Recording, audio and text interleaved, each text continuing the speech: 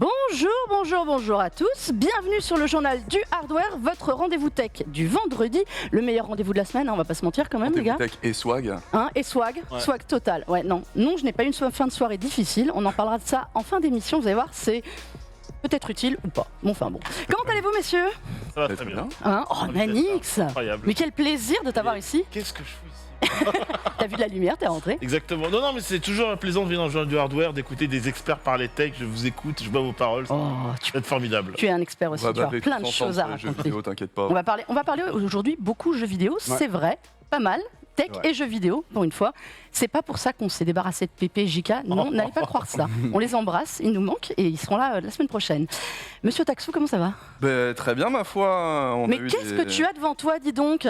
Mais dis donc, ne serait-ce pas un Chromebook que l'on va tester, que l'on a déjà testé en vérité sur jeuxvideo.com et que l'on va présenter un petit peu parce qu'il est très bien. Ce lobbying dans cette émission depuis que tu es arrivé, c'est un vrai scandale. Je ne vais jamais arrêter. En plus, je crois, oui, il y a du cloud gaming dans mes news également. Je suis désolé, j'ai deux sujets, je l'ai dit. Hein, c'est comme ça. Ça, c'est bien le cloud gaming, en effet. Je me sens un peu moins seul quand même à soutenir le cloud gaming. On en parlera, ce sera le gros dossier du jour d'ailleurs. Nous parlons des jeux à venir dans le cloud gaming. Eh bien, Chrono, aujourd'hui c'est quand même limite une émission pour toi. Je te jure. Rien que pour toi cette émission, dis donc. Je me sens indispensable et je me sens bien. Non, on va parler Nvidia, on va parler IA. Et puis cloud Nvidia IA, ça va ensemble un petit peu aussi de toute façon, donc on va mélanger tout ça quoi. Oui, complètement, ouais. Voilà. Exactement. Donc comme vous voyez, le programme est assez dense, hein, mine de rien. Et bien tout de suite on part sur les news. Et donc, on a tué tout suspense. Nous allons parler beaucoup de Nvidia aujourd'hui. Ils ont fait des annonces cette semaine. Et pour cause, ils avaient leur grande conférence, donc la GTC. Et ça a commencé très fort. Mais on va commencer par la dernière annonce, celle du jour, qui est une IA, parce que c'est un peu le but de cette conférence et un peu leur dada aussi. Exactement. Bon, on le sait déjà, Nvidia, en termes d'IA, ils sont quand même assez chauds. D'ailleurs, ça fait partie de leur cœur. Le GPU, c'est leur cœur de métier et en fait, ils ont dévié ça avec de l'IA pour pouvoir accompagner le GPU. On l'a vu, on en a parlé beaucoup avec le DLSS notamment. On l'avait vu déjà sur pas mal de trucs, notamment la photographie qu'ils avaient prise d'une voiture pour la rendre en modèle 3D grâce au calcul d'IA. Et bien là, ils ont présenté un truc qui va dans ce sens-là un petit peu, mais en version un peu plus maboule, on va dire, qui s'appelle Instant Nerf. Qui est en fait, ils prennent une série d'images, on voit la vidéo est assez significative.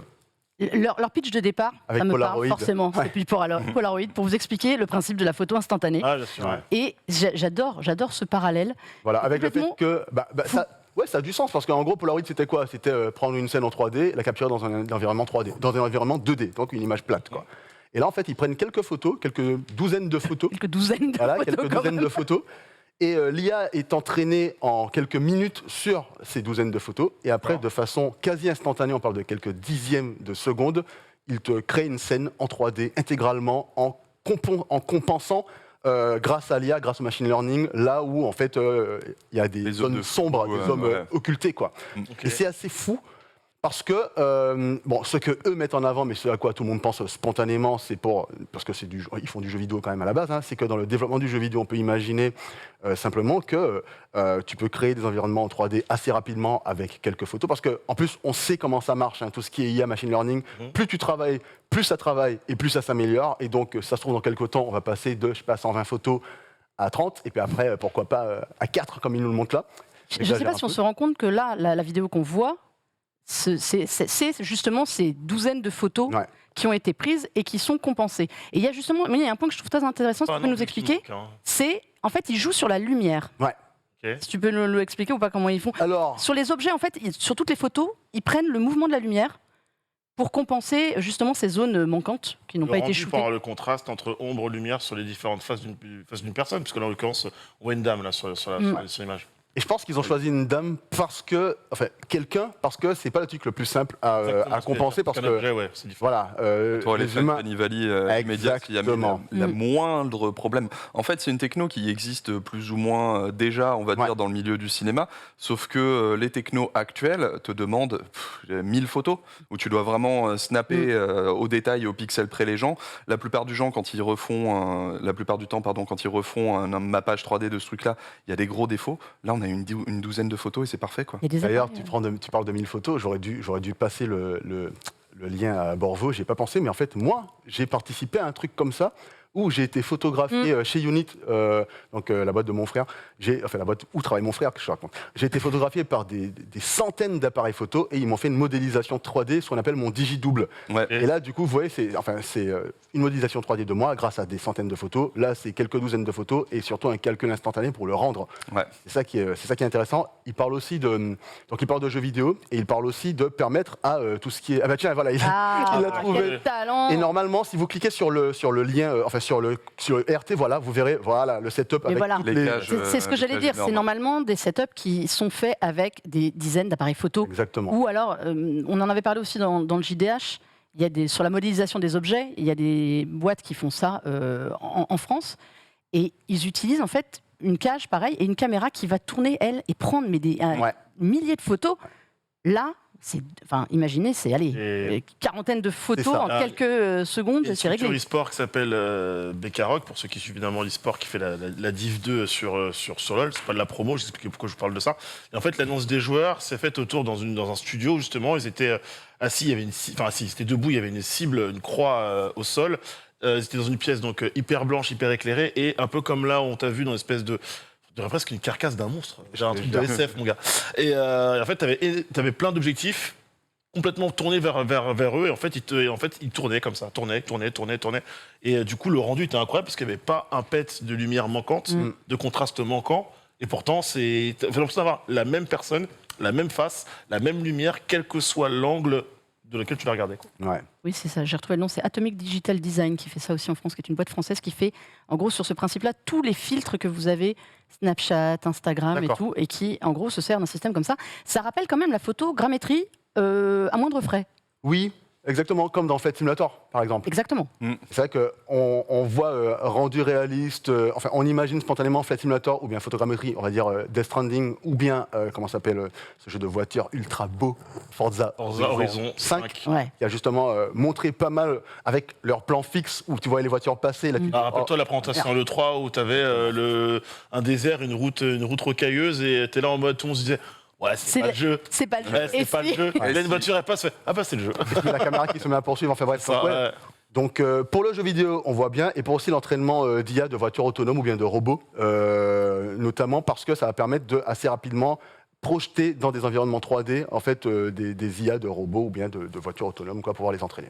Tu parlais de Ganverse tout à l'heure, qui était la modélisation en 3D d'une photo 2D. Je ne sais pas si on a la vidéo avec la voiture là, de K2000, qui avait été faite justement. Et je pense que ce sont les prémices. C'est-à-dire, ils avaient pris une photo, mais alors là pour le coup, une photo en 2D, et en entraînant l'IA à avoir regardé des milliers et des milliers de photos, ils avaient réussi à créer une vidéo à partir de cette photo-là. Ben voilà, ça y est, il est formidable, hein, quand même en régie, il faut lui dire. Non, mais c'est clair. Regardez, la photo 2D. Et ce qu'ils arrivent à en faire derrière. Donc pareil, en un temps ultra record. C'est-à-dire c'est censé être ultra fidèle parce que justement, elle a emmagasiné des millions de photos. Et puis surtout, comme il s'agit de modèles qui sont visibles dans des books photos entre guillemets, dans des bibliothèques, il y a des banques de données, etc. Donc pour quelque chose comme des véhicules ou bien des objets du quotidien, c'est impressionnant déjà, mais c'est encore plus impressionnant pour quelqu'un qui est potentiellement qui est unique, quoi. Là, on a vu le générique et ce qu'ils en ont fait derrière à partir en fait d'une image 2D sur une télé. Ça reste une image 2D. Et donc voilà, c'était pas. Il faut voir aussi sur ce genre de modèle où effectivement c'est pas parfait là tout de suite, que n'importe quel animateur 3D peut récupérer ce truc imparfait et se couper la moitié de son travail juste à récupérer ce modèle qui est déjà préconçu quelque part, que de devoir le créer de zéro. Ah ouais, c'est ça. T'as pas tout le mesh à créer, t'as pas de modèle. Ça devient un modèle. C'est ça, ouais. Donc c'est quand même une grosse folie. L'IA chez Nvidia, ils le mettent à toutes les sauces. Il y a quand même des trucs fous qui sortent tous les ans. Ganverse, ça a plus d'un an quand même. Non mais c'est fou. Vous voyez déjà où on en est un an après. Où on se rappellera aussi côté IA, parce que ça on s'en rappelle un peu tous, c'était les vieux dessins sous Paint, ressortaient des trucs. Ça s'appelait comment, Canva? Canva, c'est ça, non? J'ai l'impression que ça s'appelait Canva. Mais ouais, voilà, c'était assez intéressant. Mais ouais, ça fait plaisir de voir qu'en fait, ils vont à fond là-dessus et qu'ils essaient de trouver des applications que nous-mêmes, on peut imaginer assez rapidement en tant que joueur, par exemple. Et à plus forte raison aussi dans tout ce qui est IA de voiture et ce genre de choses. Réalité virtuelle, réalité augmentée. En fait, le potentiel est juste infini, quoi. D'avoir réussi à faciliter pour les développeurs, pour les créateurs en fait, numériques, l'idée de recréer un objet du monde réel dans le monde virtuel. Waouh, juste. Et de l'animer. L'animer immédiatement. Les implications sont incroyables. Hein. Ça ne va pas s'arrêter qu'aux jeux vidéo, très clairement. Quoi. Non, puis ça sont que les prémices, donc ça promet. Parce qu'à côté de ça, qu'est-ce qu'ils nous sortent comme folie cette semaine? Il n'y avait pas que ça. Il y avait évidemment les nouvelles. Ça c'était le petit côté fun. Ouais.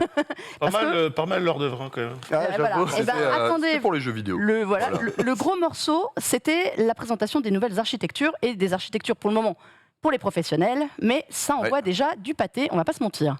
Ah bah oui, très clairement, parce qu'en fait, l'une des grosses annonces qu'il y a eu à la GTC, c'est la nouvelle plateforme, donc SoC, plutôt System on Chip, qui comprend processeur, CPU, interface Tensor, etc., pour les serveurs. Et là, on a eu le droit à la nouvelle génération. Mais avant de parler de cette nouvelle génération, je veux revenir sur le connecteur, parce que c'est ce qui débloque un petit peu tout. Ils ont créé ce qu'ils appellent NVLink C2C. NVLink, on le connaissait déjà pour brancher deux cartes graphiques entre elles. À partir des séries 20, parce que c'était plus le SLI, oui, c'était plus le slide, c'était le NVLink. Prononce exactement. Et donc le C2C, c'est pour chip to chip, parce qu'ils vont interconnecter deux SoC, comme l'a fait Apple il y a quelques mois de ça avec le M1 Ultra. Sauf que c'est pas le même SoC, puisqu'on parle du nouveau CPU Grace, ou plutôt de la superpuce, puisqu'on peut mettre deux Grace ensemble et interconnecter deux CPU qui forment un unique CPU à 144 cœurs. ARM V9, rien que ça, avec 1 Tera de mémoire LPDDR5X. C'est la première interface serveur qui a le LPDDR5X avec ECC. Donc ECC, c'est des mémoires qui sont utilisées dans les serveurs depuis super longtemps, qui ont une technologie qui corrige automatiquement les erreurs. Donc c'est error correcting, je sais plus quoi. Un cache de 396 MO pour une plateforme qui ne consomme que 500 watts. Donc à partir de là, en fait, on est sur des puissances qui sont assez phénoménales pour la recherche, mais on ne s'arrête pas à ça, puisque si on a un NVLink C2C, c'est parce que aussi on peut faire un petit peu tout ce qu'on veut avec cette plateforme, et notamment y rajouter le nouveau GPU Hopper, donc le GPU H100, qui se rajoute à tout ça, qui a du coup en fait un lien mémoire entre le CPU et le GPU qui va jusqu'à 900 gigasecondes. Donc le partage des ressources est incroyable entre les deux trucs. 80 milliards de transistors, c'est gravé à 4 nanomètres, c'est à 4,9 gigasecondes de bande passante avec des Tensor Core qui sont aujourd'hui 6 fois plus puissants que la génération précédente. Donc pour les calculs d'IA, pour les calculs de recherche, c'est assez dingue. Et c'est en fait le premier GPU qui utilise le PCI Express Gen 5 dans les technologies serveurs. Alors évidemment, c'est pour la recherche, c'est pour l'IA, c'est pour le cloud, donc c'est un petit peu compliqué de se rendre compte de ce que ça peut donner. Mais Nvidia nous a donné un bon exemple, ma foi, c'est que si vous mettez 20 H100 en série, ça encaisse l'intégralité du trafic web mondial. Rien que ça, en toute simplicité. En fait, rien que ça. Et tu me diras si je me trompe, mais l'architecture qui est présentée là, ça va être l'architecture de base sur laquelle seront les prochains GPU avec lesquels nous on pourra jouer à des jeux vidéo. En fait, ça succède effectivement en paire. Donc, on attend Ada Lovelace pour la série 4000. Là, en fait, c'est un nom qui est dédié aux technologies B2B. Et c'est Grace Hopper qui, en fait, qui est une ingénieure américaine qui est connue pour avoir créé le premier compiler. Le compilateur, je crois qu'on dit en français, et avoir créé le langage de programmation Cobol. Exactement. Qui a été utilisé dans toute l'industrie, en fait, à partir du début de l'informatique dans le monde moderne, quoi. Donc, c'est pas n'importe qui, cette chère Grace Hopper. Donc, en fait, les prochaines générations d'NVIDIA, entre Ada Lovelace et Grace Hopper, on va se mettre très très bien, quoi. Ça promet. C'est pour la rentrée, si je me trompe. C'est ça, Ada Lovelace plutôt, en fait, je ne sais pas si ça a été annoncé officiellement.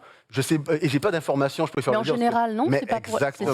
Pour... En général, depuis quelques générations, avec la série 1000, c'était le mois de mai, je dirais 2016 de tête. La série des 20, donc les RTX, c'était septembre 2018, et les RTX 30, c'était pareil autour de septembre 2020. Donc potentiellement, Ça fait 2 ans, je pense qu'on devrait entendre parler de prochaine génération de cartes sachant graphiques. que en fait, Nvidia s'est un petit peu mis en mode on encaisse le contre-coup de la pénurie, on encaisse le contre-coup du Covid aussi. Donc ils ont plus été chercher les références qu'on connaît quand même, hein, les TI, les 3090 Ti, des trucs comme ça, tu vois.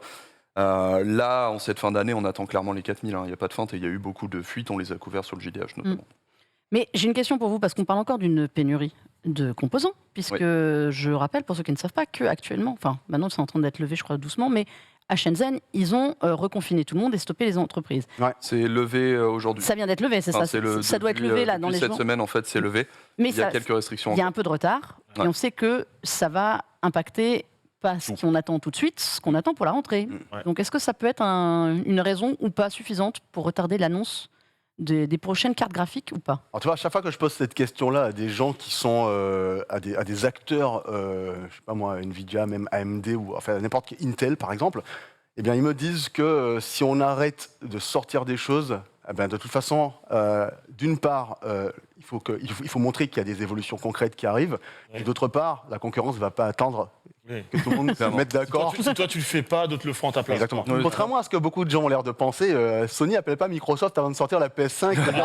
Est-ce que tu comptes sortir ta Xbox Series X en même temps? Chrono, c'est comme ça que ça marche. Mais bien sûr. T'as prévu quoi pour qu'on fasse exactement pareil? C'est pas comme ça. Sinon, on aurait eu en même temps la PS4 Pro et puis vous faites une S. Vous faites une S, les gars. Allez-y, c'est pour vous faites une S. Dans les faits, pour revenir à ta question, la plupart des industriels, notamment Samsung, avaient déjà pointé du doigt 2023 comme la sortie réelle de la pénurie.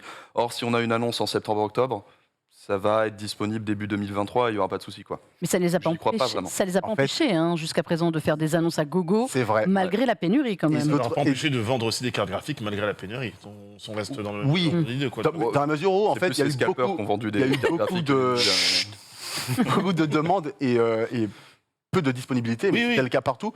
Et tu parlais d'une sortie un peu plus tard en 2023. En fait, en général, avec Nvidia, ça se passe pas vraiment comme ça. Il y a une annonce et ça sort très rapidement derrière. Ouais, mais tu vois, parce que je l'ai mal formulé. Ce que je voulais dire, c'est qu'ils peuvent très bien faire leur annonce en septembre et prévoir une date de sortie repoussée pour être sûr d'avoir de la prod et du stock pour la sortie. Parce que par contre, s'il y a bien un truc qui est dangereux chez Nvidia, un truc où je pense la marque est au courant de la situation dans laquelle elle est, elle veut pas refaire le coup des scalpers des 3000 en fait.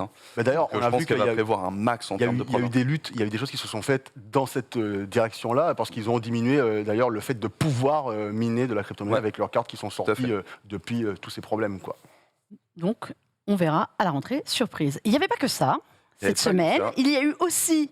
On ne parle pas de métavers cette semaine, nous parlons d'omniverse. Qu'est-ce que c'est que ça? Quelque part, on en parle sans en parler, parce que tu m'as donné une excellente transition tout à l'heure en parlant du digidouble, comme tu le disais. En fait, Omniverse, c'est la somme d'outils qu'a Nvidia pour numériser, imaginons un smartphone ou un truc comme ça, dans un monde virtuel. Donc ils ont des tonnes et des tonnes d'outils pour ça. Leur grand but, et ils l'ont montré une nouvelle fois à la GTC, c'est d'arriver à créer des digidoubles incroyablement facilement. Donc ils ont encore une fois lancé énormément de choses dans cet ordre d'idées. On a pu voir notamment une application assez sympathique de cette idée-là de créer des digidoubles, des jumeaux digitaux, chez Amazon notamment, où en fait ils ont mis en avant le fait qu'ils avaient scanné une usine intégralement d'Amazon. Pourquoi ? Parce qu'après ils pouvaient créer des motifs d'optimisation au sein d'un monde virtuel, ne gêner personne en faisant ça et l'appliquer directement au monde réel après avoir bien consolidé tester le tout truc ça. De façon virtuelle, quoi. Voilà, exactement. C'est-à-dire pas sur les employés qui déjà n'ont pas le droit de faire des pauses pour pisser. Donc, du coup, parmi ces outils, il y en a pléthore. J'en ai sélectionné quelques-uns, notamment Audio2Face qu'on avait déjà vu en début d'année, mais qui là prouve qu'il est complètement fou. Audio2Face, le principe, c'est que c'est un lip sync automatique d'une personne en 3D, d'un rendu 3D, à partir seulement d'un fichier audio. Ils te mettent un MP3 dedans et tu as le visage qui s'anime à la perfection, il n'y a pas de souci. Et du coup, les animateurs peuvent après dire, alors, nous, on veut animer les sourcils, etc., pour qu'il ait l'air joyeux. On veut faire en sorte qu'il soit en colère, Ça va améliorer la synchronisation labiale, ça. Exactement. Et en fait, d'ailleurs, parenthèse, je t'interromps 2 secondes, mais il y a quelques studios de jeux vidéo qui le faisaient déjà plutôt pas mal. Les autosynchro labiales. Exactement. Il y en a qui le font mal, je pense à Mass Effect Andromeda. Et il y en a qui le font bien, je pense à CD Projekt Red. Depuis The Witcher 2, ils le faisaient plutôt pas mal. Dans Witcher 3, c'était vraiment bien. Dans Cyberpunk aussi. Et là où j'avais été surpris récemment... C'est toujours perfectible. Ouais, mais franchement, en vrai, ça passe. Oui, le rendu était déjà très bien. J'avais mis un exemple sur. En fait, moi, ce que je trouve intéressant dans ça, c'est que tu peux jouer dans ta langue maternelle pour une immersion totale. Moi, je jouais en VF à The Witcher, à Cyberpunk, et moi, je trouvais que c'était vraiment bien parce qu'à aucun moment, tu as l'impression que le gars en face de toi, il mâche du chewing-gum pendant qu'il te parle, tu vois. Et un autre jeu qui le fait très bien, c'est un jeu dont j'ai pas mal parlé parce que c'est un jeu que j'aime beaucoup, c'est Dying Light 2. J'avais posté d'ailleurs une vidéo sur mon Twitter où on voit le gars qui parle et j'ai dit regardez sa bouche, c'est impressionnant, la bouche du gars fait exactement ce qu'il dit. Et donc, je te laisse continuer, c'était ma parole. La dernière petite fac que j'avais dans ce ordre d'idée aussi, c'est Ghost of Tsushima qui m'avait pas mal. Mais je crois qu'ils l'ont fait manuellement pour le coup, leur lip sync. Et c'est pourquoi je sais qu'ils l'ont fait manuellement, parce qu'au départ, c'était pas disponible tout de suite quand ils sont sortis. Le patch est arrivé après. Exactement. Mais post-patch, c'était quand même assez impressionnant. Donc, ça, c'est juste un des outils. Évidemment, c'est des outils dédiés aux développeurs. Donc, comme on le disait, en fait. Pour les créateurs, ça, faut pas rappeler. Voilà, faut pas oublier, c'est pas des outils pour le grand public, ce sont des outils pour les développeurs et le créateur. C'est encore une fois un animateur qui, normalement, sur une mission comme ça de lip sync, tu as clairement une team qui est dessus et qui passe des tonnes et des tonnes de temps dessus. Bah là, tu prends ce truc-là, tu mets juste ton MP3 et tu as déjà, à minima, tu as ta base, mais franchement, la qualité de l'animation, là, tu fais OK, en fait, il n'y a quasiment pas grand-chose à retoucher, tu vois. Dans un autre ordre d'idée, pareil, là, ça va être ultra nerdy, mais quand même assez fou. NVIDIA a créé un framework qui, en fait, va permettre aux développeurs de profiter notamment des capacités du DLSS et du DLLA hyper simplement, parce que ce framework s'intègre à n'importe quel SDK et il est open source. Donc n'importe qui peut développer un add-on, un fichier de translation pour aller sur un SDK particulier, et les développeurs peuvent du coup profiter de tout ce qu'apporte NVIDIA, notamment évidemment le DLSS dont on parle très souvent, en 2-3 clics. Là, on voit un autre truc qui est lié un petit peu à ça quelque part, c'est que GeForce Now a désormais un GeForce Now Cloud Playtest. En fait, ils peuvent utiliser désormais la plateforme de cloud gaming de NVIDIA pour faire leur session de test de jeu. Alors, on ne parle pas des tests des journalistes, on parle des tests des débuggers. Oui. Et du coup, faire en sorte d'identifier les bugs, les transmettre aux développeurs. Il y a aussi la possibilité du coup de streamer avec sa webcam et son micro aux développeurs pour pouvoir faire des commentaires en même temps. Ah, cool ça. Ce qui veut aussi dire quelque part que si la techno elle est là, pourquoi pas un jour retrouver Twitch sur GeForce Now classique aussi, où on pourrait streamer directement à partir du truc.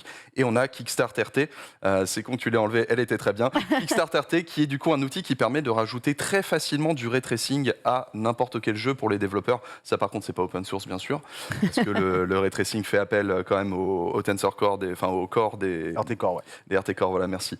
Intégré aux cartes graphiques GeForce, mais pareil, un outil qui va faciliter de ouf le travail des développeurs pour vraiment profiter de la puissance quand même assez phénoménale que déploient les cartes graphiques GeForce. On est vraiment là sur tout un délire de... On sait que nos technologies, elles sont privées, elles ne sont pas libres de droit, elles ne sont pas partageables comme pourraient le faire nos concurrents. On en parlait du coup à AMD avec son FSR juste avant.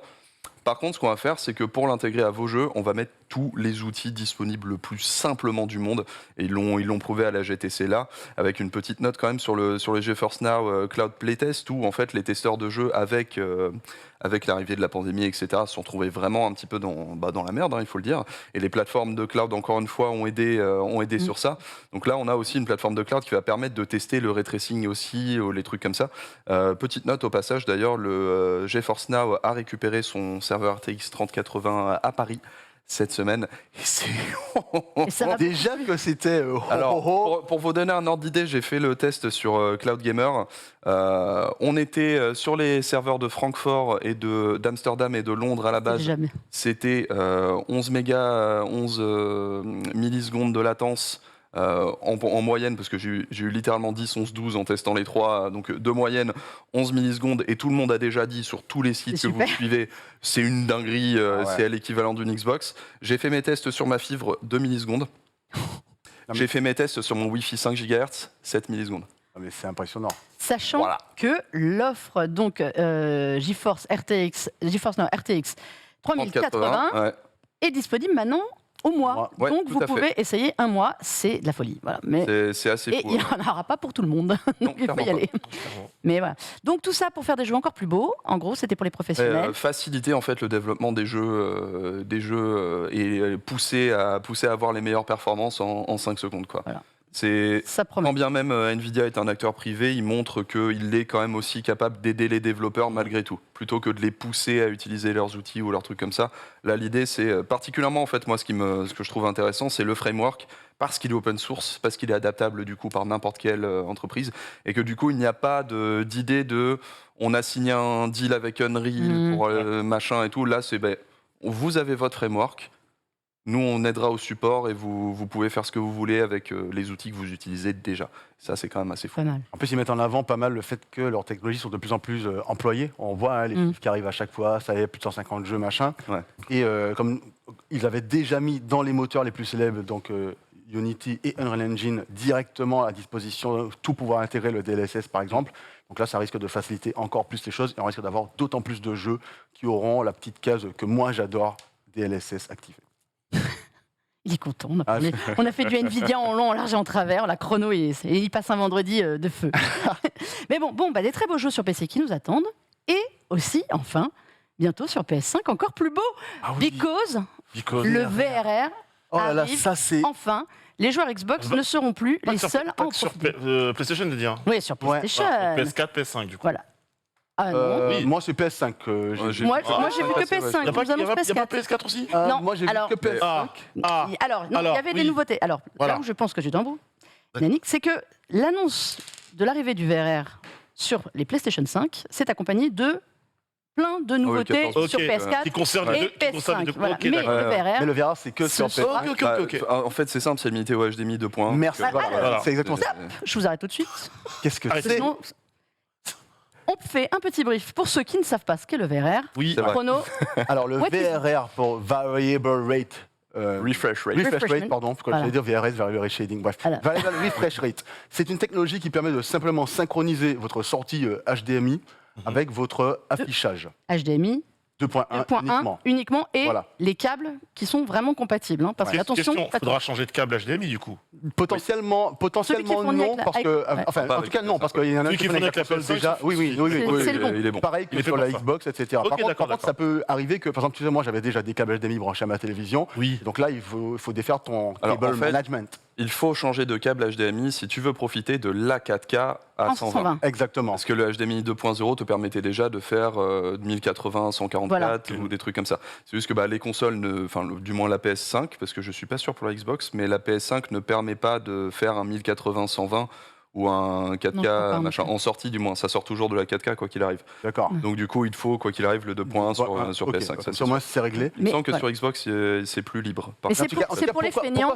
Pour les feignants qui n'ont pas en tout cas changé leur câble en changeant de console, il va falloir le faire. Mais de toute façon, pourquoi c'est intéressant ? Parce qu'en fait, en gros, si vous êtes synchronisé entre ce que votre console sort et ce que votre écran affiche en termes d'images par seconde vis-à-vis des hertz, ça vous permettra simplement de ne pas avoir de déchireur d'image s'il n'y a pas de synchronisation verticale activée. Donc en gros, si votre GPU qui est dans la console envoie deux images trop rapidement pour votre écran, vous aurez une déchireur d'image, ce qu'on appelle le screen tearing. Je crois que j'avais mis une petite photo magnifique de tearing. Je ne sais pas si tu vois. Voilà. Un gros décalage. Sur console, c'est pas très fréquent parce qu'ils préfèrent. C'est le dernier Assassin's Creed. Ah ouais, sur le Valhalla. Ah oui, screen tear. Tu vois, moi je me rappelle à l'époque de la 360, il y avait beaucoup de screen tearing sur les jeux Capcom, notamment la Resident Evil 5. C'était la fête. Et l'autre solution pour éviter, l'autre solution que va l'entre-deux, je sais pas comment dire. Donc, soit votre GPU envoie trop d'images trop rapidement et donc vous avez un déchireur d'images, ou soit au contraire, en fait, votre GPU va envoyer des images, mais il va attendre du coup que le télévision se rafraîchisse et donc du coup là vous aurez ce qu'on appelle du stutter ou des petites saccades. Le VR, ça permet simplement de synchroniser le tout pour éviter qu'il y ait ni saccade, ni déchirure, parce que votre écran, un dialogue entre l'écran votre écran va parler avec votre GPU et ça va envoyer les images au même à la bonne fréquence simplement. D'accord. Et en fait, il faut savoir que 40. Ok, je fais du 40. C'est ça. En fait, il faut savoir que dès la sortie des consoles, le VR était annoncé sur les deux machines. Et il s'est annoncé à la fois sur Xbox et sur PlayStation 5. Sur Xbox, dès le départ, le VRR était là. Il me semble, il y a plus de mise à jour. Non, il était là dès le départ. Sur la Xbox One X aussi. Et sur Xbox One X aussi. Et sur PlayStation 5, par contre, il s'est fait attendre et il va encore se faire attendre d'ailleurs. Parce que s'il est annoncé là et que c'est bon, il est en train d'arriver. Sur PlayStation 5, à l'époque, ils avaient dit oh, dans quelques mois. Là, maintenant, c'est ce qu'ils ont dit. Ça fait 1 ou 2 ans, un truc comme ça qu'on attend. Ouais, mais ça arrive encore dans quelques mois. Là. Ouais, mais là, c'est un petit peu. J'imagine que c'est plus concret et qu'on va recevoir ça dans 1 ou 2 mises à jour. Quoi. Je pense qu'en fait, les ingénieurs de Sony se sont dit non, mais ça va être facile. Voilà. Et puis, en fait, au moment où ils ont commencé à développer le truc, oh merde, on n'avait vraiment pas prévu ça. Mais en fait, je pense qu'il y a aussi autre chose. Pépé nous avait préparé une magnifique sélection de téléviseurs. Ouais. Sony a récemment annoncé surtout la compatibilité de ses écrans, de ses téléviseurs avec le VRR. Pour toutes les consoles, ça n'était pas spécifiquement pour la PS5. Et je pense qu'ils attendaient tous aussi, on sait comment ça bosse un peu chacun dans son coin chez Sony, mais bon, à un moment, il faut se synchroniser. Et je pense qu'ils attendaient aussi l'annonce des téléviseurs pour sortir le VRR sur la PS5, parce que c'était un coup à ce que les gens aillent acheter des téléviseurs ailleurs. Et c'est vrai que le VRR sur les téléviseurs, c'est là en fait que ça a été activé, c'est genre début du mois. Oui, c'est début 2022 qu'on a vraiment. Il me semble que, en fait, si tu veux, les téléviseurs, ils avaient annoncé que oui, ils avaient sorti une mise à jour pour rendre compatible le VRR, et là, il me semble que c'est genre début mars que la mise à jour est arrivée. En fait, je pense qu'il y a eu pas mal de flou à un moment de communication, surtout sur le lancement des 2 consoles, parce que il faut bien séparer le VRR de la possibilité de faire de la 4K à 120 Hz. Parce que la PS5 est capable, depuis la sortie, de faire de la 4K à 120 Hz. Il y a beaucoup de jeux. Il y a beaucoup de jeux. Et du coup, Sony, à l'époque, avait fait toute une communication sur les écrans avec PS5 Optimized, machin. Je me souviens plus du nom officiel qu'ils avaient utilisé, mais vous comprenez le délire, quoi. Un petit plastron. Sauf que ça ne veut pas dire que c'est compatible VRR nécessairement après, quoi. Et certains téléviseurs étaient compatibles 4K 120 Hz, mais n'étaient pas encore VRR. Donc je pense que c'est là où il y a eu tout un mélange, quoi. D'ailleurs, voilà, c'est ce que j'allais vous lancer. Il y a une très bonne question dans le chat. C'est quand ta TV fait du VRR et du G-Sync, lequel prédomine? En fait, il faut savoir que le G-Sync, tout comme le FreeSync, ce sont des technologies de VRR, en fait. Donc le G-Sync, c'est un rendu à rafraîchissement variable. Le FreeSync, c'est aussi un rendu à rafraîchissement variable. Donc en fait, ce que ça veut dire, c'est qu'il n'y en a pas un qui va prédominer, parce qu'il faut savoir que sur ta console PlayStation, tout comme sur ta console Xbox, c'est de l'AMD que tu possèdes. Donc potentiellement, c'est du VRR qui est, j'imagine, basé sur du FreeSync d'une façon ou d'une autre. En fait, c'est tout con, c'est que Nvidia a lancé cette techno en privé à la base, donc le G-Sync. Ce qu'on a eu. Le FreeSync s'est développé comme une norme qui a ensuite été intégrée au HDMI 2.1 et a été rebaptisé VRR, en fait. Voilà. Tout bêtement. Voilà. Mais c'est la même techno, c'est la même idée. Voilà, je ne savais pas et je te remercie. Et en fait, le truc, c'est que quand vous regardez, par exemple, des tests de Digital Foundry sur, on va prendre un jeu récent et un jeu dont tout le monde parle, c'est-à-dire Elden Ring, et que vous jouez à la version PlayStation 5 de Elden Ring. D'ailleurs, il préconisait d'ailleurs de lancer la version PlayStation 4 du jeu, quitte à perdre un peu en qualité d'image pour avoir un peu plus fluide. Mais en fait, sur la version PlayStation 5, vous avez le framerate qui souvent, voilà, je ne sais pas comment le dire. Des fois, le paysage se compose devant tous tes yeux, parfois, ça arrive. Ah oui. Vraiment. Prends vie.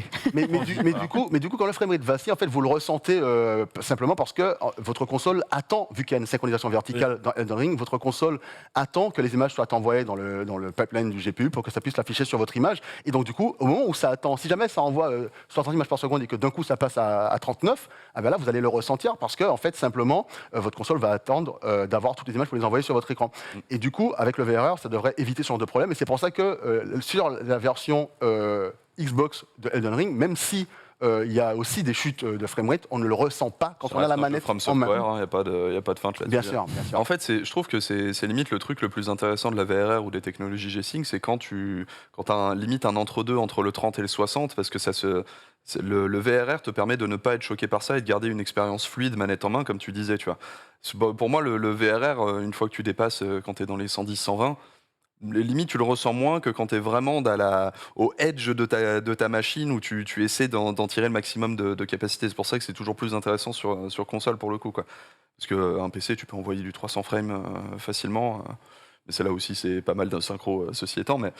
Mais c'est une techno qui va aider énormément à la fluidité, au ressenti manette en main, quoi. C'est surtout ça, quoi. C'est surtout le ressenti. Parce que si vous n'êtes pas du genre activer le petit monitoring, avoir le nombre d'images par seconde dans votre jeu, et que vous avez un écran G-Sync ou FreeSync avec une bonne fenêtre de rafraîchissement variable, eh bien là, normalement, vous n'avez pas trop de soucis à ressentir des chutes de framerate parce que la synchronisation adaptative, donc le VRR, permet de simplement bypasser ce sentiment que vous avez de stutter, quoi. J'ai une petite question pour vous. Parmi les annonces, donc au moment de l'annonce du VRR, Sony a dit tous les jeux qui vont sortir après l'arrivée du VRR sur la PS5 seront automatiquement compatibles. Il y aura un patch pour les anciens. Et ceux qui n'étaient pas prévus en VRR, enfin pour pouvoir profiter de cette technologie, pourront l'être au choix ou pas. Et là, il rajoute même... Vous pouvez tout désactiver si vous voulez. Et il rajoute surtout que quand vous forcez... On a vu l'image tout à l'heure, il avait posté l'image, mais quand vous forcez l'activation du VRR sur des jeux qui ne sont pas compatibles, ils préviennent en disant attention, il pourrait y avoir des artefacts visuels. Okay. À mon avis, voilà, c'est ça. Voilà, appliqué aux jeux qui ne sont pas supportés. Ouais. Ça, moi, je conseillerais honnêtement à tout le monde de l'activer, parce que je pense que honnêtement, Sony dit qu'il pourrait y avoir des artefacts visuels, simplement pour prendre un petit peu de distance et se couvrir au cas où. Ouais. Mais en réalité, il y aura zéro souci là-dessus. Moi, je pense qu'il vaut mieux l'activer de toute façon. Pour moi, en fait, on parle. Ce que je lis quand j'entends ça, c'est il y a toujours des jeux qui ont un frame cap à 60 FPS ou des trucs comme ça qui vont pas en profiter. Il y a certains jeux ou certains moteurs, tu peux quand même le forcer à ne pas avoir de frame cap, donc c'est là où tu coches ce truc-là et le moteur va automatiquement envoyer toutes les frames qu'il a. Et il y en a d'autres où on ne sait pas trop ce qui va se passer, quoi. C'est ça. Mais en fait, il faut savoir aussi que les jeux qui sont capés à 60 auxquels vous jouez sur vos consoles et que parfois il y a des petites chutes de framerate. Par exemple, là, il y a GTA 5 qui est sorti. Digital Foundry a fait, moi j'ai pas testé, mais Digital Foundry a fait des tests où notamment des scènes d'explosion très massives avec Trevor, etc. Où là, ça descendait à 40, à 37. Ah ben, manette en main, tu le ressens, tu le vois et tu le ressens, alors que quand le VR est actif, tu le ressens beaucoup moins et tu le vois beaucoup moins. Simplement, c'est juste que vous ne ressentirez pas ce qu'on appelle les dips, en fait, les chutes ponctuelles de framerate qui créent un stutter de temps en temps. Vous ne le ressentirez pas si vous activez le VR. Tu n'auras pas les ralentissements quand tu joueras, quoi. Voilà, tu le ressentiras pas. Tu peux les ressentir. Et quelqu'un demandait. Tu le verras pas ou tu le ressentiras pas? Ni l'un ni l'autre. Les deux. Ok, en fait. D'accord. Ouais. Et en fait, quelqu'un demandait c'est quoi la différence entre G-Sync et V-Sync et FreeSync. Je vais expliquer juste un truc très rapidement et la raison pour laquelle G-Sync est devenu. Pourquoi ils ont créé une norme compatibilité FreeSync au bout d'un moment. Et je vais faire vite parce que je sais que c'était pas dans le sujet du. Pas grave, c'est intéressant. Vas-y. C'est simplement qu'en fait, quand vous achetez un écran G-Sync à l'époque, vous payez un prix concret supplémentaire pour avoir une technologie V-Sync totale. C'est-à-dire qu'il n'y avait pas plusieurs normes, il y avait juste G-Sync il y a quelques années. Mon premier écran G-Sync, je l'ai acheté en 2015 et je me rappelle qu'à l'époque, j'ai payé 950 € et la version sans G-Sync, c'était genre 300 € de moins ou 250 € de moins, tu vois. Oui, quand même. Pourquoi ? Parce que G-Sync, en fait, dans ton écran, il mettait une puce qui permettait de faire le travail du refresh rate. Et là où c'est intéressant, là où moi j'avais trouvé ça très intéressant avec G-Sync, c'est que la fenêtre de rafraîchissement variable allait du premier au dernier hertz de ton écran. C'est-à-dire que tu as un écran 144 Hz, de 1 à 144 Hz, c'était adaptatif. Forcément, si tu tournes à 15, tu vas quand même voir la différence, tu vas voir que ça va pas, du tout. Mais FreeSync, c'était beaucoup plus, libre. Dans la mesure où FreeSync, en fait, une fois que tu achetais un écran FreeSync, il fallait que tu ailles regarder toi-même quel était le range en fait, du VRR en question. Parce que ça pouvait aller très bien de 48 à 144, mais ça pouvait aussi aller de, je sais pas moi, de 60 à 144, ou bien de 60 à 95, tu vois. Et si c'est le cas, ça veut dire qu'en dessous de 60 images par seconde, eh ben, le VRR n'est pas actif. Donc en fait, tu n'as aucun intérêt à l'activer, le VRR. Et donc NVIDIA a sorti la norme G-Sync compatible. Et dans cette norme-là, le but, c'était de dire, nous, on accepte des fréquences de rafraîchissement qui relèvent de 1/3 de la fréquence totale. Par exemple, de 48 à 144, ça marche. Par contre, de 60 à 144, ça ne marche pas. Ça, ils ne sont pas d'accord. Parce qu'il fallait simplement que la marge où il n'y a pas de VRR active soit le plus éloigné possible, le plus large possible, quoi. La marge où il y a le VRR actif. Voilà, donc c'était ça la grosse différence entre le FreeSync et le G-Sync. C'est pour ça que quand on parle de G-Sync compatible, c'est simplement que c'est du FreeSync, mais dans lequel la marge acceptable de rafraîchissement variable est suffisamment large pour entrer dans les clous de NVIDIA. C'est du FreeSync validé par NVIDIA voilà. et son... C'est pas du FreeSync de n'importe... Parce que le FreeSync, tu peux en avoir pour tous les goûts, quoi. Et aujourd'hui, on a pour rajouter à ton truc, aujourd'hui, on a du G-Sync Ultimate, on a ce genre de choses, où là, on va aller encore plus loin dans la vérification d'NVIDIA sur les capacités réelles de la dalle. Et c'est pour ça que ça coûte une fortune aussi, parce que du coup, ça passe par les labos d'NVIDIA avant d'être envoyé sur le marché. Donc, il y a calibration, il y a les niveaux HDR. de HDR, etc. Voilà, etc. exactement. Donc, c'est en fait, on paye le prix de NVIDIA valide bien que le constructeur a fait le taf. Il y a une dernière question. C'était, est-ce qu'il y a des écrans qui regroupent les deux? La réponse est oui, parce que quand vous avez un écran G-Sync compatible, ça veut dire que c'est un écran FreeSync qui a été compatible G-Sync. Il y a les capacités pour, quoi. Alors, j'ai vu passer dans le chat quand même un petit truc qu'on nous a dit. Vous n'avez pas parlé de tearing. Je crois que vous avez raté le début de l'explication de Chrono, parce qu'on en a parlé du tearing, justement. Et comme on est bon, on a même une image et une vidéo, parce qu'on fait les choses bien ici, messieurs. Mais non, mais eh bien voilà, l'explication du tearing. C'est un jeu Capcom. on peut remettre l'image, c'est un écran splitté, les gars. Ah oui, on joue à deux, en fait. Voilà, c'est ça, tout de suite déchirure, quoi. Regardez ça, regardez, on expliquait le tearing. Assassin's Creed Valhalla était pourri de tearing. Le tearing, voilà. Donc ça donne ça, si vous avez ça... Sur 2 niveaux de lecture.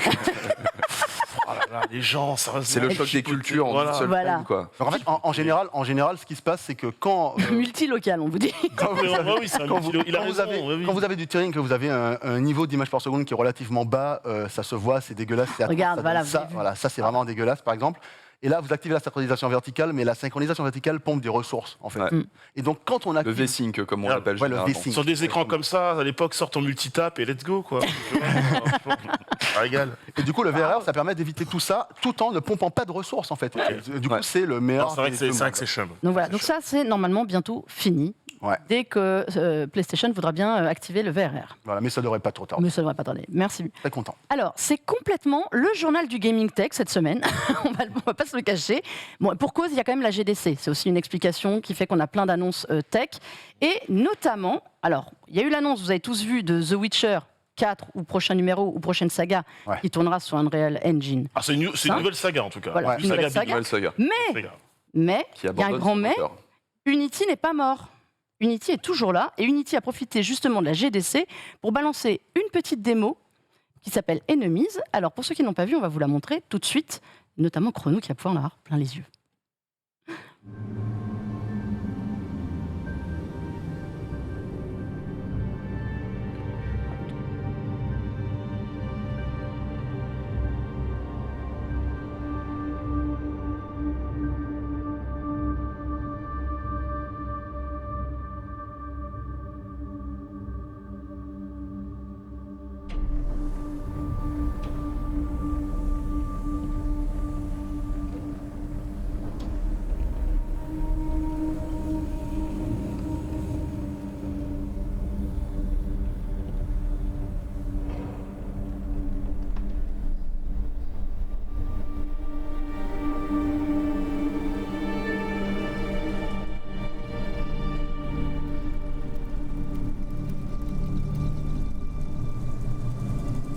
I have in my head everything that anyone has ever known.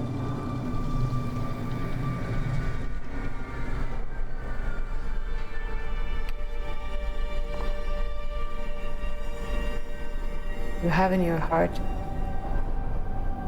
everything anyone has ever felt.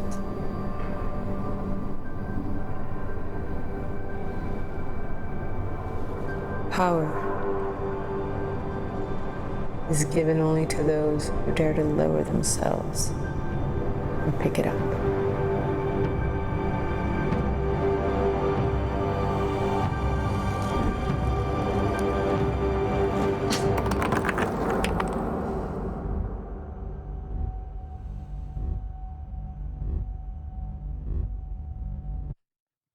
Alors, le chat, vous nous avez fait autant marrer que la vidéo quand même nous a un peu bluffé. On a les deux en plateau côte à côte, c'était assez drôle. Il y a eu notamment deux coms. Oh la vache. La question c'est pourquoi et génie, mais pourquoi Mais voilà. C'est drôle en vrai. Donc pour ceux qui ont raté, remontez le chat. Vous êtes très en forme aujourd'hui quand même. Messieurs, une petite réaction. Ouais. Bah, alors, c'est tuerie, voilà, il n'y a pas de feinte. Franchement, je trouve que sur le Unity, on n'en entendait plus parler depuis longtemps. Honnêtement, je vais y aller, mais je trouvais ça bof. Les textures n'étaient pas dingues. Je préfère ce qu'on a vu, la déchirure d'écran, les quantités. C'est ton côté old school. On a bien fait de te faire venir.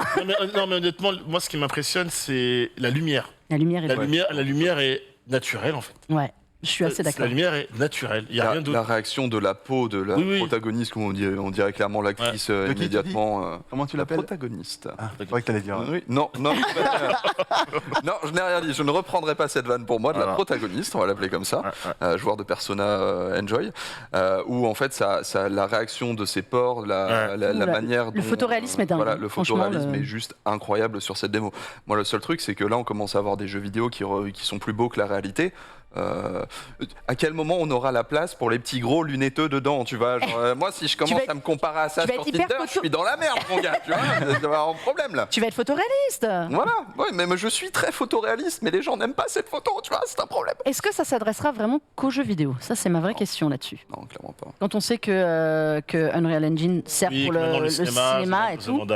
Fait l'addition des annonces qu'on a regardées aujourd'hui chez Nvidia ou chez des trucs comme ça, on n'est pas que sur du jeu vidéo du tout en fait. Aujourd'hui, je pense qu'on est resté un petit peu dans cette idée que le développement 3D, c'est les jeux vidéo, c'est les univers virtuels. C'est plus le cas aujourd'hui du tout, quoi. C'est tout ce qu'on Alors après, bouffe ce que ça peut aider, c'est les adaptations de licences de jeux vidéo qui sont souvent dans la caméra catastrophique, pour la plupart, notamment celles qui sont en images de synthèse avec une DA bien définie et qui sont pas toujours respectueuses de l'œuvre. Là, tu te dis qu'avec des trucs comme avec ça. Cette capacité de cinéma, de cinématique, hein, clairement, produite par Unity, tu te dis, bah ok, let's go, ça peut. Enfin, ça, typiquement, c'est une ouverture de jeu vidéo, d'un film, d'animation autour d'une licence. Je dis beaucoup tout de suite, j'achète quoi. Ils sont payés au Weta Digital, hein. C'est un studio justement de cinéma pour faire ça. Excusez-moi. Vas-y. Chrono, on est dans l'animation 3D. on était heureux. Chrono va mon frère il travaille. Oui, mais c'est pas aussi simple que ça, les gars. Non, c'est pas du tout ce que je voulais dire, les amis. Ce que je veux dire plusieurs choses. Je veux dire plusieurs choses. Premièrement, c'est que n'oubliez pas une chose très importante, c'est que ça, c'est une démo technique. Oui. Et contrairement, on a beaucoup parlé d'Unreal Engine récemment parce qu'on a vu Matrix, notamment des démos techniques, mais on a surtout vu une démo technique jouable. Ouais. Oui. Mais la première qu'on avait vue, c'était un équivalent de ça. On est tout à fait d'accord. C'était pas une démo technique jouable, sauf que il y a quand même une petite différence. J'ai pas envie, moi j'adore Unity et j'adore ce qu'ils font de façon tout à fait générale, mais ce que je veux dire, c'est qu'il y avait quand même une différence, c'est que dans la première chose qu'on a vue, moi j'ai pas vu tout ce qu'il y a eu derrière, mais on avait vu qu'il déplaçait la lumière pour nous montrer des choses. On avait vu de l'interaction concrète. C'était pas comme. Est-ce que vous vous rappelez? Moi, je me rappellerai toute ma vie. Le temps réel et le rendu sur un énorme ordinateur. Voilà. Et moi, je me rappellerai toute ma vie cette démo sur Wii d'un jeu qui devait être genre presque le Crysis de la Wii. Je me rappelle plus, mais c'était un truc. C'était, je sais plus c'était quel moteur. Et c'était super beau. Sauf qu'à aucun moment on a eu un jeu qui se rapprochait de très loin de ça sur Wii.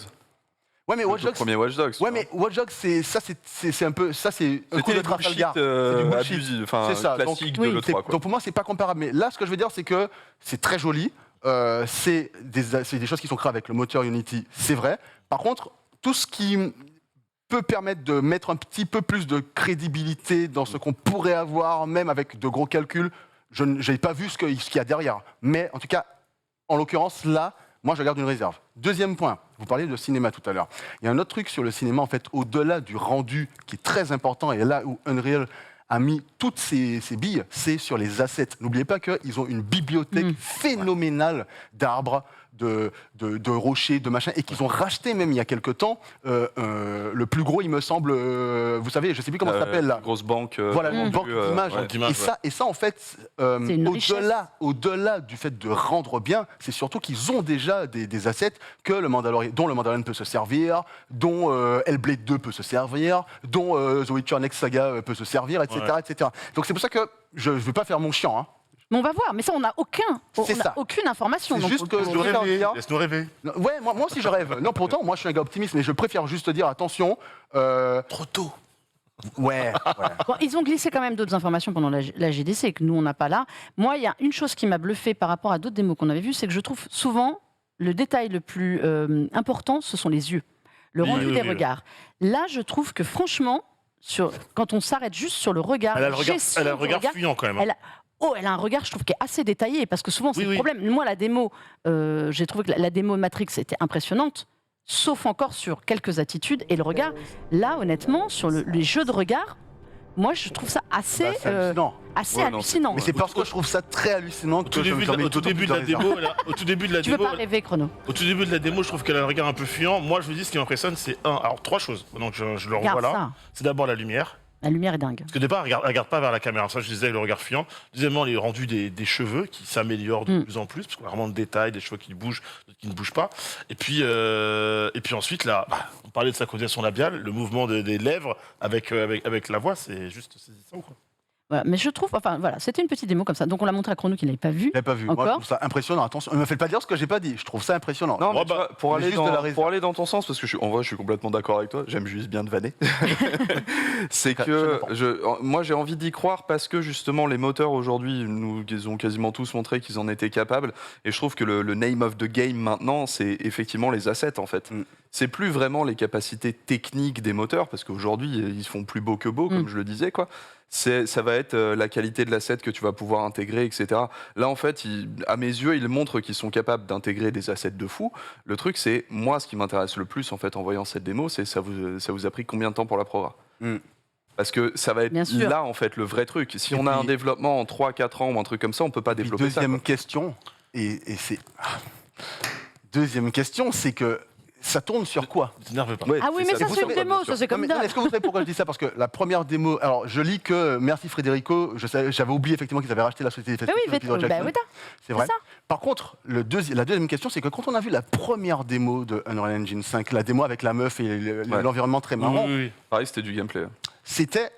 Ça tourne en temps réel sur une PlayStation 5. Et en fait, ils ont mis ça en avant. Et ça, c'est très important, le fait qu'ils le mettent en avant. La question, c'est ça tourne sur quoi? Mais voilà. Moi, quand je vois ça, je ne sais pas sur quoi ça tourne. Est-ce que ça tourne sur PC ou... Est-ce que ça tourne sur un PC avec une 3090 Ti qui, en fait, ça a été rendu en réalité en... je sais pas moi, 15 images par seconde et qu'après ils l'ont accéléré pour que ça tourne en 60, tu vois, ça on ne sait pas. Et ça, là, moi j'ai pas l'info. On serait à la limite de la fraude quand même. Non, parce que quand on veut te montrer le moteur, ça se fait souvent. Toutes les présentations de moteur ont fait ça. Après, moi j'ai des souvenirs sur... En fait, avant la démo Unreal Engine 5 du coup. La sur 4, c'était un peu l'arnaque aussi. Ouais, mais toutes les démos justement étaient dans l'arnaque et dans le on a boosté, on a mis ça sur des trucs. Souvenez-vous même de certains jeux qu'on avait vus. On parlait d'Horizon, mais Horizon Zero Dawn, la première fois qu'on a vu un trailer et des images de démo à l'E3, on avait très bien compris que ça tournait pas.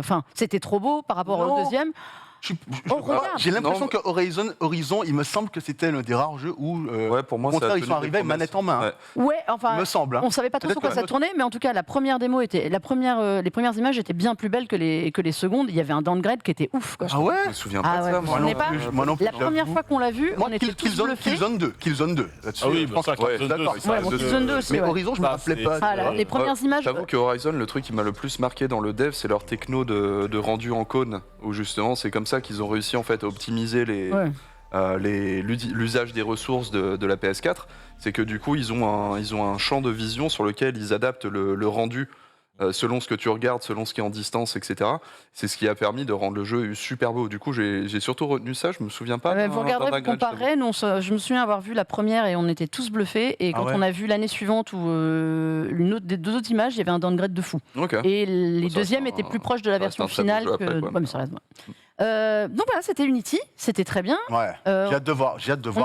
On verra. On jugera sur pièce. Et puis surtout, ce qui est intéressant avec Unity, c'est que c'est un moteur qui est très, très facilement utilisé par les indés, ce genre de choses. Enfin, la majorité de tous les jeux indés sur PC, c'est du Unity, quoi. Et ils se battent entre Unity et Unreal Engine. T'as un peu des deux, mais c'est vraiment les deux gros moteurs. Et franchement, je suis très content de voir qu'ils reviennent et qu'ils disent on est là aussi, hein, attention. On n'a pas lâché, quoi. On n'a pas lâché l'affaire. Messieurs, je vois que l'heure tourne et qu'on a encore plein de choses à raconter. Est-ce qu'on se fait un petit point rapido sur le hack de Microsoft, parce que ça c'est quand même assez ça va aller très vite. Ça fait froid dans le dos. Ça fait froid dans le dos. Voilà. Bon, ok, vous savez tous que Cortana, donc son code, est en liberté, mais est-ce que c'est vraiment important? Non. On n'est pas sûr. En revanche, il y a plus important en liberté, grâce à un petit groupe de hackers qui aiment bien s'amuser. Ouais, et d'ailleurs, il s'appelle Lapsus. Oui, c'est drôle. Lapsus avec $1 à la fin. Donc, ils ont piraté Microsoft et ils ont publié 37 gigas de données, en fait, de Microsoft. C'était quand? Il y a 3 C'était il y a 2-3 jours. Il n'y a pas très longtemps. Et en fait, donc, du coup, ils ont publié tout le code source de Cortana. Bon, on a dit, je ne sais pas si c'est important ou pas, mais en tout cas, il y avait sûrement des données d'IA intéressantes à l'intérieur. J'en sais rien, je ne connais pas. Et ils ont publié aussi une partie du code source de Bing, qui pour le coup fait une partie, moteur de recherche. Voilà, de Microsoft, quoi. Et en fait, il faut savoir que ce groupe-là avait déjà piraté auparavant Nvidia et Samsung. Oui. On en a parlé dans le JDH. Exactement. Ils réclament pas de rançon, c'est ça, je crois, à chaque fois. Alors, si pour Nvidia, ils ont réclamé quelque chose de précis. Mais pas pour Microsoft, c'est fait. Pas pour Microsoft. D'accord. Pour Nvidia, ils ont demandé qu'ils permettent L'open source sur le DLSS. Comment ils avaient demandé l'open source sur le DLSS À et sur Nvidia les drivers. Ouais, et surtout qu'on puisse miner de la crypto-monnaie avec les dernières avec les dernières GeForce qui étaient bridées. Mais ouais, pour Microsoft, en fait, donc, ils ont dit qu'il n'y a pas de répercussions sur les utilisateurs, hein, donc il n'y a aucune donnée privée qui a fui, qu'ils ont réussi à bloquer. Que ce soit la vérité. Espérons qu'ils ont réussi à bloquer assez rapidement l'endroit d'où sortait la fuite, c'est-à-dire. A priori, c'est local. Apparemment, c'est une personne qui a permis. Voilà, c'est une personne qui a permis de faire le hack, quoi. Et puis j'ai lu, je ne sais pas à quel point c'est vrai ou c'est pas vrai, mais j'ai lu que en fait, ce sera un groupe de jeunes gens, notamment que le fondateur, enfin en tout cas que le gars qui est à la tête de Lapsus sera un jeune homme de 16 ans qui a été interviewé par je ne sais plus quel journal dans lequel on disait qu'en fait ils avaient eu sa mère par l'interphone. Ils disaient ouais, effectivement, il passe beaucoup de temps devant l'ordinateur, il est plutôt doué, mais je pensais qu'il jouait aux jeux vidéo. Voilà. Tout va bien. Il pouvait finir serial killer, il finira hacker.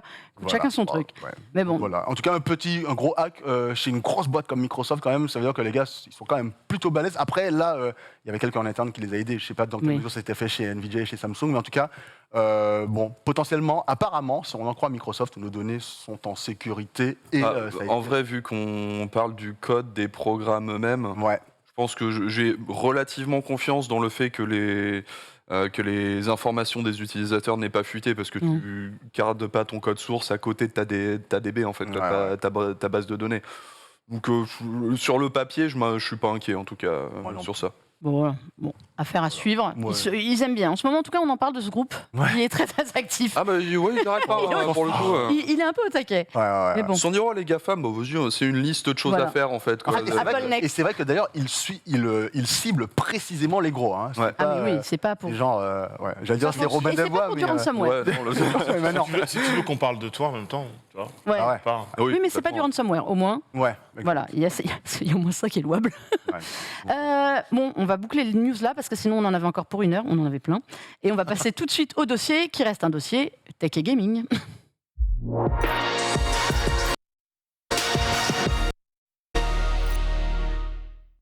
On continue donc sur notre lancée, GDC oblige. La semaine dernière, on a failli vous en parler, mais nous étions un peu courts en temps, comme souvent dans cette émission. Ubisoft a annoncé Ubisoft Scalar, qui est un projet qui est dans les tiroirs là-bas depuis de nombreuses années, puisque la première fois que nous en avons pas entendu parler à la presse, c'était il y a 3 ans, ça ne s'appelait pas comme ça. Là, ça a désormais un nom. C'est tout simplement de mettre dans le cloud une technologie qui serve à créer des jeux pour les développeurs et game designers, et aux joueurs à jouer de manière encore plus démesurée. Mon petit Otaksu, est-ce que j'ai bien résumé ? Tout à fait, en fait, c'est quelque part un moteur de jeu qui n'est pas un moteur de jeu. C'est dans votre moteur de jeu classique, vous avez un outil qui va gérer la physique d'un environnement, vous avez un outil qui va gérer, je sais pas, le personnage, un outil qui va gérer les maps. Là, en fait, c'est de dire, au lieu d'aller demander à la PS4, la PS5, la Xbox de me créer le personnage, on va demander à un serveur dans le cloud de me créer le personnage, de me le renvoyer dans le jeu. Et c'est le cas pour tous les éléments en fait de ce truc-là. Donc Ubisoft Scalar, l'idée d'Ubisoft Stockholm, ceux qui sont à l'origine de ce développement en interne, c'est de pouvoir décentraliser la puissance requise par un jeu vidéo. C'est-à-dire que même si tu lances un jeu sur ta PS5, il pourra aller récupérer des ressources qui vont bien au-delà de la puissance de la PS5 sur des serveurs. Déjà, première chose, si tu n'as pas de connexion Internet ou s'il y a un problème avec ta box, tu es dans le caca. C'est pour ça qu'il y a un petit débat quelque part, parce que dans l'idée, c'est le meilleur et le pire du cloud. Parce que dans le meilleur, tu as la décentralisation des ressources qui fait que demain, pour des jeux, les gens qui me suivent depuis pas mal de temps le savent, pour moi, le MMO, demain, c'est dans le cloud, point. Je vois pas l'intérêt aujourd'hui, c'est taillé pour de ouf. Donc des mondes infinis qui feront la taille de la Terre, voire 3 fois plus. La possibilité d'avoir des tonnes et des tonnes de gens en même temps. Ton Battle Royale, ça va pas être 100 personnes, ça va littéralement être une guerre ouverte sur le monde entier ou des trucs comme ça. Ça, c'est possible aujourd'hui grâce à la technologie du cloud et grâce à ce qui est possible de faire Ubisoft. Ça, là, on est entre le cloud computing, donc on parle souvent qui est vraiment utilisé à puissance, de serveurs, qui sont des serveurs, on leur a demandé, Surpuissants, quoi. ils vont piocher chez tout le monde. Ouais. On sait que les principaux acteurs à ce niveau-là, c'est Azure, puissance Azure. On sait que Stadia est en train de mettre en marque blanche, on en a parlé il y a 15 jours. Les 3 premiers aujourd'hui, c'est AWS, donc Amazon, Azure de Microsoft et Google Cloud. Voilà. C'est les 3 premiers du marché aujourd'hui, ils sont loin devant Eux les font autres. appel aux 3. On leur a demandé, ils font appel aux 3. Ok, d'accord. Ils n'ont pas. C'est une technologie qui est créée par Stockholm. Il n'y a aucune exclusivité, on bosse avec tout le monde. En fait, c'est Ils pas ont ça, c'est juste qu'ils besoin prennent les de ça. acteurs. On a ils prennent- besoin des serveurs de tout le À monde. l'origine, c'était un projet qui consistait à mettre le moteur Snowdrop dans le cloud, parce que Ubisoft est une entreprise qui a des branches partout dans le monde, et qu'évidemment, pour faire travailler, on parle de ça, époque pré-Covid, Un jeu qui est pré-confinement. présenté par Montréal a été développé en partenariat Voilà. avec la Chine, Thaïlande, tout le monde. Donc forcément, si tu mets dans le cloud, c'est un des grands avantages du cloud computing, c'est que c'est une plateforme centralisée sur le web, donc tu peux y accéder d'absolument partout. Et ils ont une division technologie-innovation qui chapeaute ça à l'échelle monde D'accord. pour eux. Et Stockholm a hérité du bébé et du développement de la techno. Il y a 2 parties, il y a 2 dimensions. Une partie pour les développeurs, donc comme tu as dit, qui consiste à avoir chacun son parti, et une partie pour les joueurs, qui peut être très intéressante, parce qu'elle va permettre à chacun en fait, d'être un peu acteur d'un nouveau monde. On a une petite vidéo pour montrer ça bien. L'idée, c'est d'avoir quelque chose de très communautaire, très social aussi. Alors, on pense forcément tout de suite à Fortnite. Oh, Splinter Cell. Oui, voilà. Mais en fait, la moindre expérience MMO, parce que c'est quelque part, j'ai pas envie de dire le seul intérêt, mais le plus grand intérêt de ça aujourd'hui, c'est de pouvoir développer des mondes toujours plus grands. Donc nécessairement, si tu développes des mondes toujours plus grands, il faut les peupler. Et quoi de mieux pour les peupler que des joueurs? C'est juste ça, quoi. Donc effectivement, la technologie, je pense qu'elle se dirige très clairement vers du MMO. Alors après, on fait un raccourci que MMO veut dire MMORPG, mais aujourd'hui, avec justement ces technologies de cloud, on peut imaginer des MMO, ce que tu veux en fait. MMO de course, MMO whatever en fait. Forza le fait quelque part un petit peu. Sauf que en fait, au lieu d'instancier les choses, on pourrait vraiment mettre tout le monde en même temps sur la même carte. Bah ouais, Sans limite. les MMOFPS aussi, Sans on en a limite. connu. Hein. C'est Sony qui en avait un en first party MMOFPS sur PlayStation 3. Oui, il y a là. 128 joueurs. Mag, là. je crois que ça Comment s'appelait ou un truc comme ça. Je crois que ça s'appelait Mag ou un truc Mag, comme ça. c'est exactement Ouais, c'est ça. C'est un MMOFPS par exemple. Donc voilà, il y a ce concept-là. Maintenant, comme tu le disais, il y a aussi tous les points négatifs. La connexion Internet obligatoire, ça, il n'y a pas de feinte. Mais aussi, la dépendance de serveurs, ça veut dire que demain, Ce qui est maintenant, ton jeu, ce qui est machin. il y a etc. maintenance, etc. Donc, mais il y a demain, ton jeu, au bout de 5 ans, il n'a pas assez de joueurs et il se ferme. Oui. Tu l'oublies, littéralement, il n'existe plus. Ok. Parce que le jeu ne peut plus tourner sans ses serveurs. Et si demain, des serveurs qui coûtent une fortune, qui plus est, si demain ça doit être Faudra coupé, ce sera coupé. Réponse, du coup, il faudra adapter l'offre de ton jeu, la façon dont tu vas le vendre au public à ce risque-là, Voilà. du coup. Voilà. Alors, vous voyez, là, ce qu'on voit, c'est justement, chacun va pouvoir aussi intervenir sur le monde. Ils ont promis, entre guillemets, cette liberté, que chaque joueur soit aussi créateur d'un monde. Ok. Est-ce que ça va pas être... Le foutoir. voilà, moi je leur ai demandé, donc j'ai la réponse. Alors En gros, ils disent, va falloir qu'on mette des garde-fous. Parce qu'évidemment, le beau côté, c'est de se dire, il n'y a pas de limite, chacun a accès au serveur. Et vous pouvez faire tout ce que vous voulez, créer des mondes. On sait que chez eux, les mondes sont de plus en plus grands. Ils nous en parlent à chaque sortie d'Assassin's C'est là où on Creed a et de une tout. gigantesque. Moi, j'ai une remarque pardon. de mec pragmatique là-dessus, c'est-à-dire, en fait, dans ce que vous disiez sur Scalar depuis tout à l'heure, c'est que c'est toujours une bonne nouvelle au-dessus, une évolution, Merci. une évolution. La question, je l'avais en tête. Voilà. C'est qu'à un moment donné, J'allais c'est vers des le bonnes négatif. nouvelles par étape. Enfin, des bonnes nouvelles qui s'accumulent, je pense qu'il faut y aller par étapes, quoi. Ah, mais C'est-à-dire ouais. le côté, les joueurs vont pouvoir créer des mondes. Mais non. Faut que ce soit. Enfin, oui, mais c'est trop. Oui, mais parce que le problème, c'est que, regarde, il y aura déjà, on parlait, la connexion obligatoire Internet qu'il faudra rendre stable. Il y aura aussi les serveurs. La question de mon jeu, s'il disparaît du cloud, qu'est-ce qui devient? Qu'est-ce que. Alors attendez, Il faudra les amis, adapter l'offre et tout. j'ai quand même envie d'intervenir sur un truc, c'est qu'aujourd'hui, tu as quand même des jeux solo Ouais. où, quand tu n'as pas de connexion ou quand tu as une mise à jour, ils ne fonctionnent pas pendant 1 jour et demi. Salut Gran Turismo. Oui, voilà. Donc, Oui, alors- mais- Sauf oui. que là, s'il n'a pas ses serveurs, il n'a pas son monde. Voilà. Le jeu. En plus. C'est même pas ta PS1 qui fait en fait le truc. Le jeu n'a Donc, plus d'intérêt, le il a jour où il y a plus plus de serveur, il n'y a d'âme, plus de jeu. Tous les jeux sont censés être dans les serveurs. Il n'y en aura pas qu'un seul.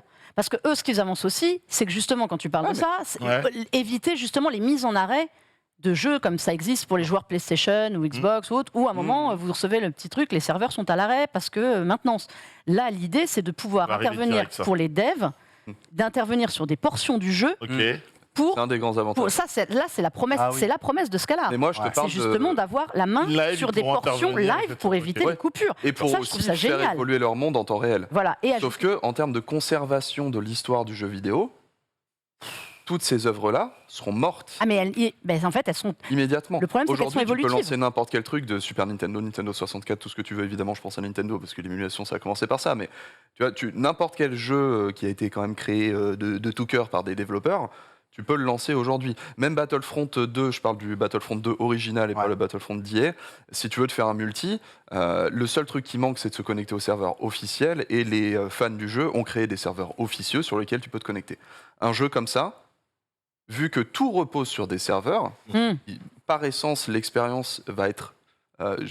à l'échelle du marché va être éphémère, en fait. Ça va durer 5 ans, peut-être 10 ans s'il y a un gros truc. Mais après ces 10 ans-là, ce jeu disparaît.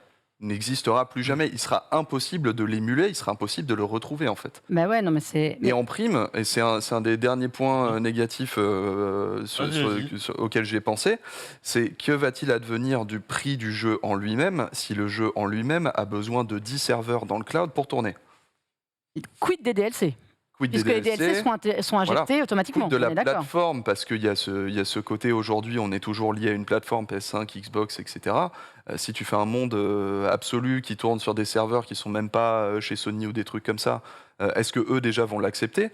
S'ils l'acceptent, qu'est-ce qui se passe en termes de magasins ? Qu'est-ce qui se passe en termes de relier les comptes ?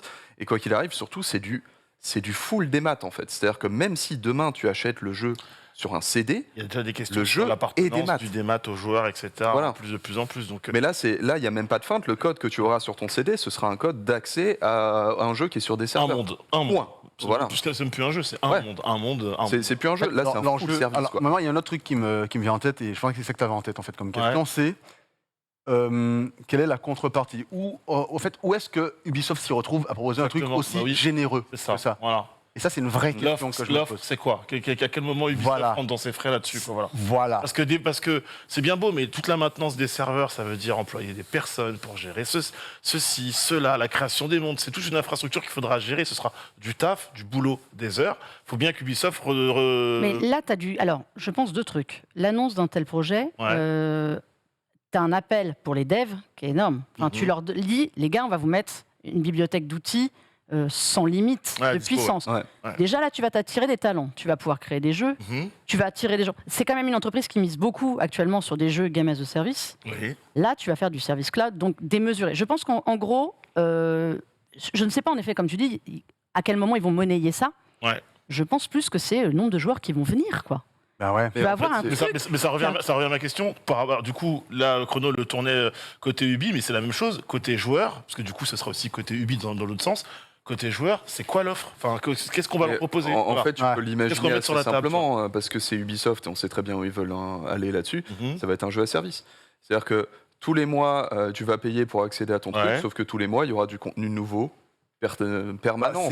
En gros, c'est le jeu service nouvelle génération. Voilà, c'est ça. Oui, c'est ça. Mais t'imagines, pour moi, ce projet-là, il est entre... Sous forme d'abo, du coup. Fatalement. Fatalement, je pense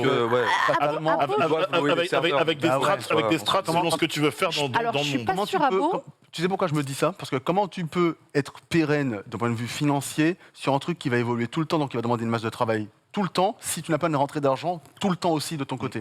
Alors je pense multiplication des joueurs sur un jeu. Je pense que tu vois, et derrière en fait des achats in-game, en fait. Je pense en gros, ils veulent faire Ready Player One, quoi. Pour un jeu pareil, non mais c'est Fortnite. L'idée, on est entre Fortnite et Flight Simulator. Imagine ça, Flight Sim, qui est un jeu qui te promet...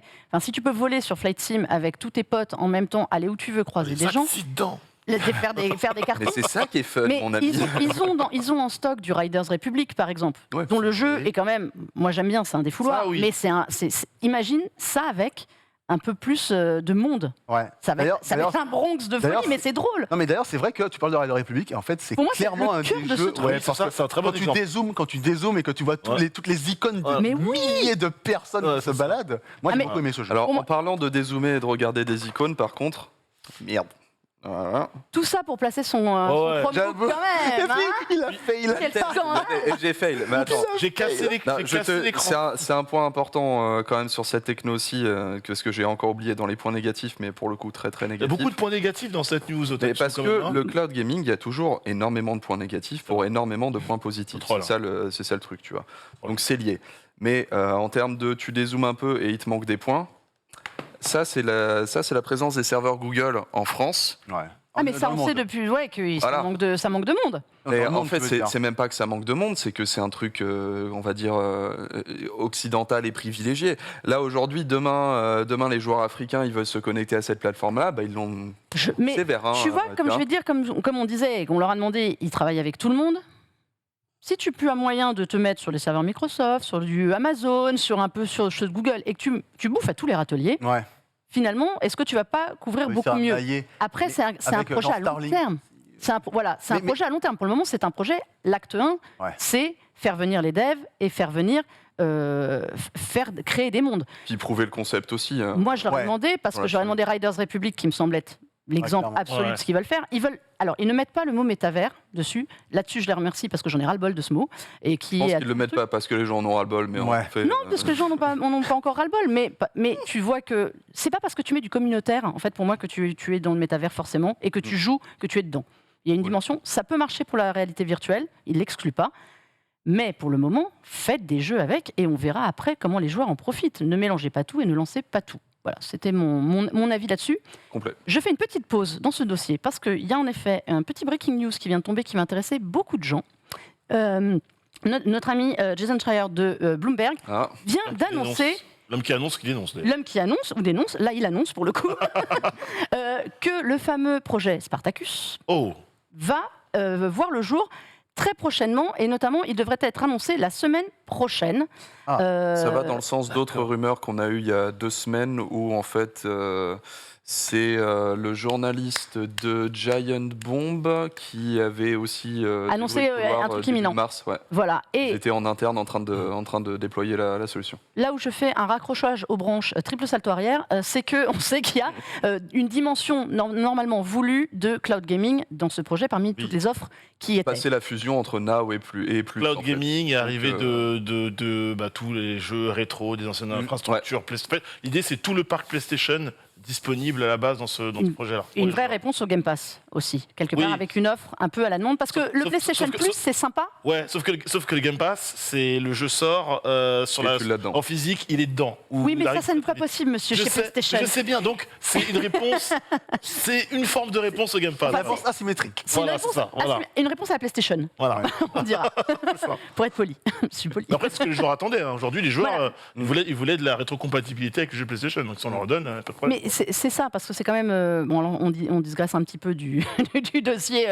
du cloud, mais annonce le 1er avril, on nous souffle dans l'oreillette. Attention, il ne faudrait pas que ce soit un poisson. Ce serait beau. Non, il y a d'autres trucs le 1er avril, s'ils le font, ils sont fous. Personne ne va y croire. Je sais que je suis troll, mais je trouve ça drôle.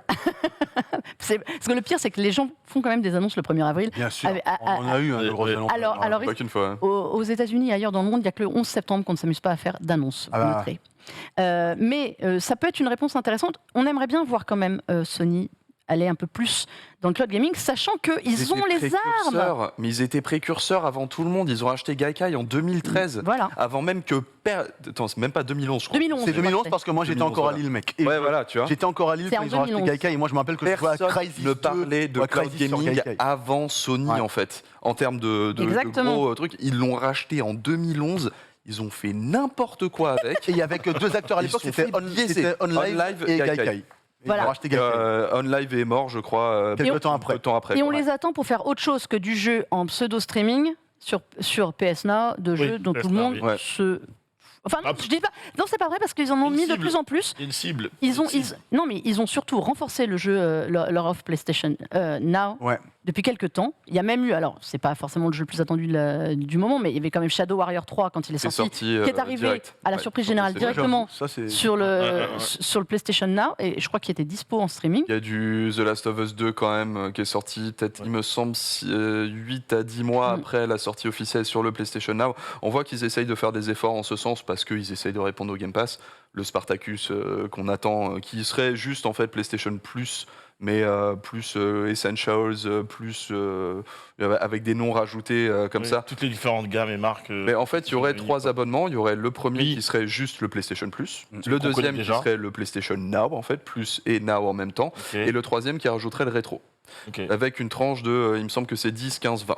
Ce qu'on paye, 20 € par mois. Donc ça veut dire, voilà. sauf que du coup ça revient moins cher pour le PS Now qui ça revient largement moins cher pour le PS Now. Il y aura évidemment il y aura quoi, une offre, un bonus, un code promo. Ça fait quand même une offre à quasiment 100 balles par an, hein, là, le Spartacus qui était murmuré. Hein. C'est quand même assez cher. Pour ceux qui sont déjà abonnés PS Plus par exemple, il y aura quelque chose par rapport En fait, il y a du. Je pense non, ils vont le transformer. PS Plus normal risque de rester en étant une espèce d'offre de base où tu pourras jouer en ligne.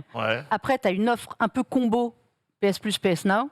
Et tu aurais donc une super offre, une super offre rétro. On demande si le PS Now sur PC c'est possible dans le chat. Oui, c'est possible. Oui. Sauf que PC et Mac. Si, c'est PC, Mac. Sauf que je sais pas si ça a changé, mais moi à mon époque c'était 720p uniquement. Non, c'est 1080 ça a maintenant. changé ok. Par contre, tu es censé utiliser la DualShock 4 et uniquement la DualShock 4. Non, vous utilisez ReWASD, on est bon. Parce que voilà, c'est du PC, vous inquiétez pas avec ça, il n'y a pas de souci. Mais oui, ça marche. Par contre, c'est un logiciel développé par Sony. Donc c'est de la merde. Comme tu y vas. Ah non, là pour le coup, Sony sont connus pour ça. Sony, c'est des rois du matos, il n'y a absolument aucun problème avec eux. C'est une boîte d'ingénieurs. Leurs logiciels sont à chaque fois. C'est une boîte d'ingénieurs. Voilà, c'est une boîte d'ingénieurs. J'adore les produits que font Sony en termes de pure architecture, mais alors putain, les suivis logiciels, je vois dans le chat des commentaires par rapport au prix qui disent 20 €, ça fait mal par rapport au Game Pass Ultimate à 13 €. Faut oublier que là, c'est une offre vraiment. Enfin, j'ai l'impression que c'est une offre avant tout adressée aux joueurs PlayStation et pas forcément aller chercher de nouvelles personnes. Là où le Game Pass a réuni énormément de monde. On est d'accord sur ça. Et puis aussi, n'oubliez pas que le concurrent direct de ce dont on est en train de parler, la Spartacus, c'est pas le Game Pass. Hein. C'est l'offre de Nintendo qui est beaucoup trop chère pour jouer à des vieux jeux émulateurs. Hein. N'oubliez pas que c'est ça surtout. Et je sais pas combien est le truc Nintendo, mais à mon avis, c'est cher aussi. Parce que faut voir quand même que sur le Game Pass, en fait, Xbox perd un max de thunes. Hein. Mais oui. Et ils perdent des thunes parce qu'ils ne font plus la lutte avec PlayStation et Nintendo, ils font la lutte avec les GAFAM, ils font la lutte avec Google, ils font la lutte avec Apple. Donc ils acceptent de perdre des thunes parce qu'ils les refont après sur Azure, sur les services énormes. PlayStation est resté dans l'ancienne lutte. Aujourd'hui, du moins, tel qu'on voit ses moves faire, on peut établir qu'il reste dans la lutte. Et effectivement, comme tu le dis, le seul gars qui a encore envie de lutter contre eux, c'est Nintendo. Et évidemment, c'est ça la lutte.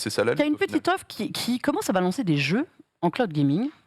En fait, non, c'est les partenaires de Nintendo qui maintenant ont des... Ils y vont. Et on a quand même vu... Quel est le jeu là qu'on a vu tourner On s'est demandé d'ailleurs si il arrivait... Control, Hitman 3... On l'a vu dans Nintendo Direct non. C'était pas No Man's Sky Attends, non. Qui sera en cloud. No Man's Sky, je suis quand même ultra sceptique. Il y a Kingdom Hearts. Non, c'est Hogwarts. Hogwarts Legacy, il n'est pas en cloud. Non, mais il est censé être sur Switch, honnêtement. Messieurs, je veux bien qu'on m'explique comment il tourne sur Switch. C'est simple, tu as un extincteur chez toi ? Ouais, c'est ça. Tu lances la Switch, ça va fumer. Je ne sais pas si vous avez vu cet après-midi, en parlant de cloud gaming, que Microsoft a annoncé une branche de Microsoft Gaming, Publishing spécial jeux en cloud gaming. C'est-à-dire, ils ont une équipe de développeurs qui sont dédiés à créer une expérience qui ne pourrait fonctionner que dans le cloud. En fait. Ça rappelle un petit peu un message de Stadia. Mais oui, c'est le Entertainment and Games de Stadia qui a... Et d'ailleurs, qu'est-ce qu'ils sont allés chercher ? Ils sont allés chercher une personne qui y travaillait, qui est en charge de ça. Ah ouais Exact. Chez Stadia c'est Kim Swift qui a fait un passage chez Stadia. Je ne sais plus si elle est partie avant que ça parte en sucette ou pas, mais elle travaillait là-dessus. Elle est désormais en charge de ça. Et alors, si on peut, j'ai envoyé un petit lien un peu à l'arrache à notre ami et excellent Borvo, qui réagit plus vite que l'éclair. Si on peut montrer la petite vidéo de la dame, ou au moins une image, il y a dessus un détail qui, moi, m'a frappé. Et je voudrais bien avoir votre avis dessus. Alors, je ne sais pas si tu l'as, Borvo, dis-moi tout. Ou pas, au moins la petite photo, parce qu'il y a un élément derrière. Une Nintendo Switch, une PS5 et une Xbox. Voilà, il n'y a pas quelque chose qui vous étonne sur les jeux cloud, sur cette image ? On a vu une Xbox Series. J'ai vu en 2 frames, donc j'ai pas. Voilà. contre, Si on peut faire, on a vu une Xbox Series image, X, une Xbox Series S. On a vu un iPad. Jusque-là, rien. Switch. Depuis quand il y a un Game Pass sur la Switch? Non, en fait. Non, mais je pose la question parce que en même temps, tu peux dire ça pour la PS5 aussi. Hein. Moi, je pense que c'est pour montrer l'amour du jeu vidéo. Oui, clairement. En fait, regardez, je suis une gameuse. Pour moi, ça va plus être on va vraiment. Si on doit profiter des capacités du cloud, ça veut dire qu'on est plateforme agnostique et qu'on s'en bat les steaks sur quoi que ce soit. Mais je trouve que c'est intéressant parce qu'aujourd'hui, quand on pense cloud gaming, Microsoft a une offre de cloud gaming. S'ils éditent des jeux, c'est pas pour les envoyer chez la concurrence. Après, tu vois, regarde ce qui se passe avec des moves et des communications volontairement axées, par exemple avec Minecraft. À l'époque où quand Minecraft est sorti sur Switch sur console Nintendo et que Sony luttait un petit peu pour éviter qu'il y ait le crossplay sur console Nintendo aussi, ils ont dit regardez comment on est copains avec Nintendo, on peut jouer ensemble, etc. On sentait que c'était vraiment pour dire avec Sony les viens. 3 couleurs, machin. Moi je pense que là, je pense que si jamais ils devaient faire un jeu basé sur du cloud et qu'ils voulaient faire un truc vraiment qui s'adresse à tout le monde, je pense que ce sera un jeu où Microsoft le sortirait en tant que Xbox Studio, mais juste en édition pour tout le monde. Un peu à la Sony avec son jeu de baseball, même si c'est parce qu'ils ont plus le choix. LMB The Show qui arrive quand même Day One sur le Game Pass. C'est la Ligue 1. C'est la Ligue 1. C'est la Ligue 1. C'est ça que j'ai dit. On dit les gars, vous êtes bien mignons, mais allez hop, mais c'est un jeu pour tout le monde. En même temps, c'est la Ligue et les développeurs, parce qu'ils étaient bien contents quand on leur a annoncé, nous on veut que les gens jouent. Les développeurs, après, ils n'avaient pas trop leur mot à dire à partir où le deal était signé. Une fois que la Ligue a dit hop, là, les déliages de langue. Oui, on a très envie de jouer partout, s'il vous plaît. Non, parce que notre jeu, il tue, en fait. C'est bien que... On bosse pour quelque chose, quoi. Mais alors, est-ce qu'il y a un vrai avenir à créer, parce qu'on en vient un peu, bon, là, on a digressé parce que c'était l'annonce qui venait de tomber, mais pour en revenir tout à l'heure, est-ce qu'il y a un véritable intérêt à créer des jeux dans le cloud et à faire des jeux cloud? Vraiment? En fait, la promesse. Des jeux purement cloud, parce qu'on tend vers ça. Honnêtement, je pense que oui. Pour une raison qui est toute simple. Déjà, lui, il va pas dire non parce qu'on sait que c'est Monsieur Cloud. mais je pense que oui, parce qu'en fait, si tu veux, quand on voyait la promesse. Quand on voyait certaines promesses de Stadia sur quelque chose. Quand on te dit à toi, enfin personnellement, quand on me dit en tant que joueur, on va te permettre d'avoir une expérience qui est littéralement impossible à matérialiser sur quelle que soit la machine, quel que soit le futur dans lequel on te projette, parce que ça nécessite que ça soit tout le temps en évolution, machin. Un peu comme ce qu'avait promis peut-être Amazon avec un de leurs RPG MMO il y a quelques temps, je sais pas si... le tout premier. Ouais, je sais plus, mais bon, en tout cas, je sais plus comment il s'appelle. C'est pas un Ever quelque chose? Non. Le premier, ils savent dans le. Mais un très très vieux, là, celui qu'ils avaient annoncé il y a 4-5 ans. Il y a longtemps. C'est celui qu'ils ont annulé très rapidement. Exactement, ils l'ont annulé. Alors que la promesse, moi, c'est le genre de promesse que, en tant que joueur, que j'aime entendre. Honnêtement, moi, j'entends ça. Je me dis, ils vont le dire dans le chat. Mais c'est celui où ils avaient même fait un événement sur un bateau et les équipes s'affrontaient, etc. Ils avaient fait un événement de ouf. Ils l'avaient annulé quelques semaines après. Fantasy classique. C'était EverQuest. C'est ça, c'est EverQuest. Il me semble que c'est ça, ouais. Ouais, c'est EverQuest. Voilà, ça, tu vois, le message. Après, ce que j'en ai vu m'a un peu déplu, mais le message de base, on me dit, regarde, MMO, où il y aura du terraforming, où il y aura du machin, où tout le monde pourra faire patati patata. Ok, épouse-moi, tu vois. et là, en fait, si tu veux, quand tu me promets un truc comme ça, Stadia promettait un truc comme ça, moi j'avais envie d'y croire. Je me suis dit, ok, les gars, ils ont mis des gens. Ils ont été des petits gamins non plus. Voilà, mais des gens qui ont peut-être une vision, Et là, je me suis dit, j'ai envie d'y croire. Et en fait, au final, tu vois, c'est tombé à l'eau, ils ont fermé la branche. Là, attendez, Microsoft est en train d'essayer de faire un truc qui va peut-être dans ce sens-là. Ça me rend heureux. Ils ont l'air un peu solides. Ouais, ils sont solides en général. En tout cas, ils essayent. Voilà. NX, le jeu en cloud, ça t'intéresse ou pas du tout?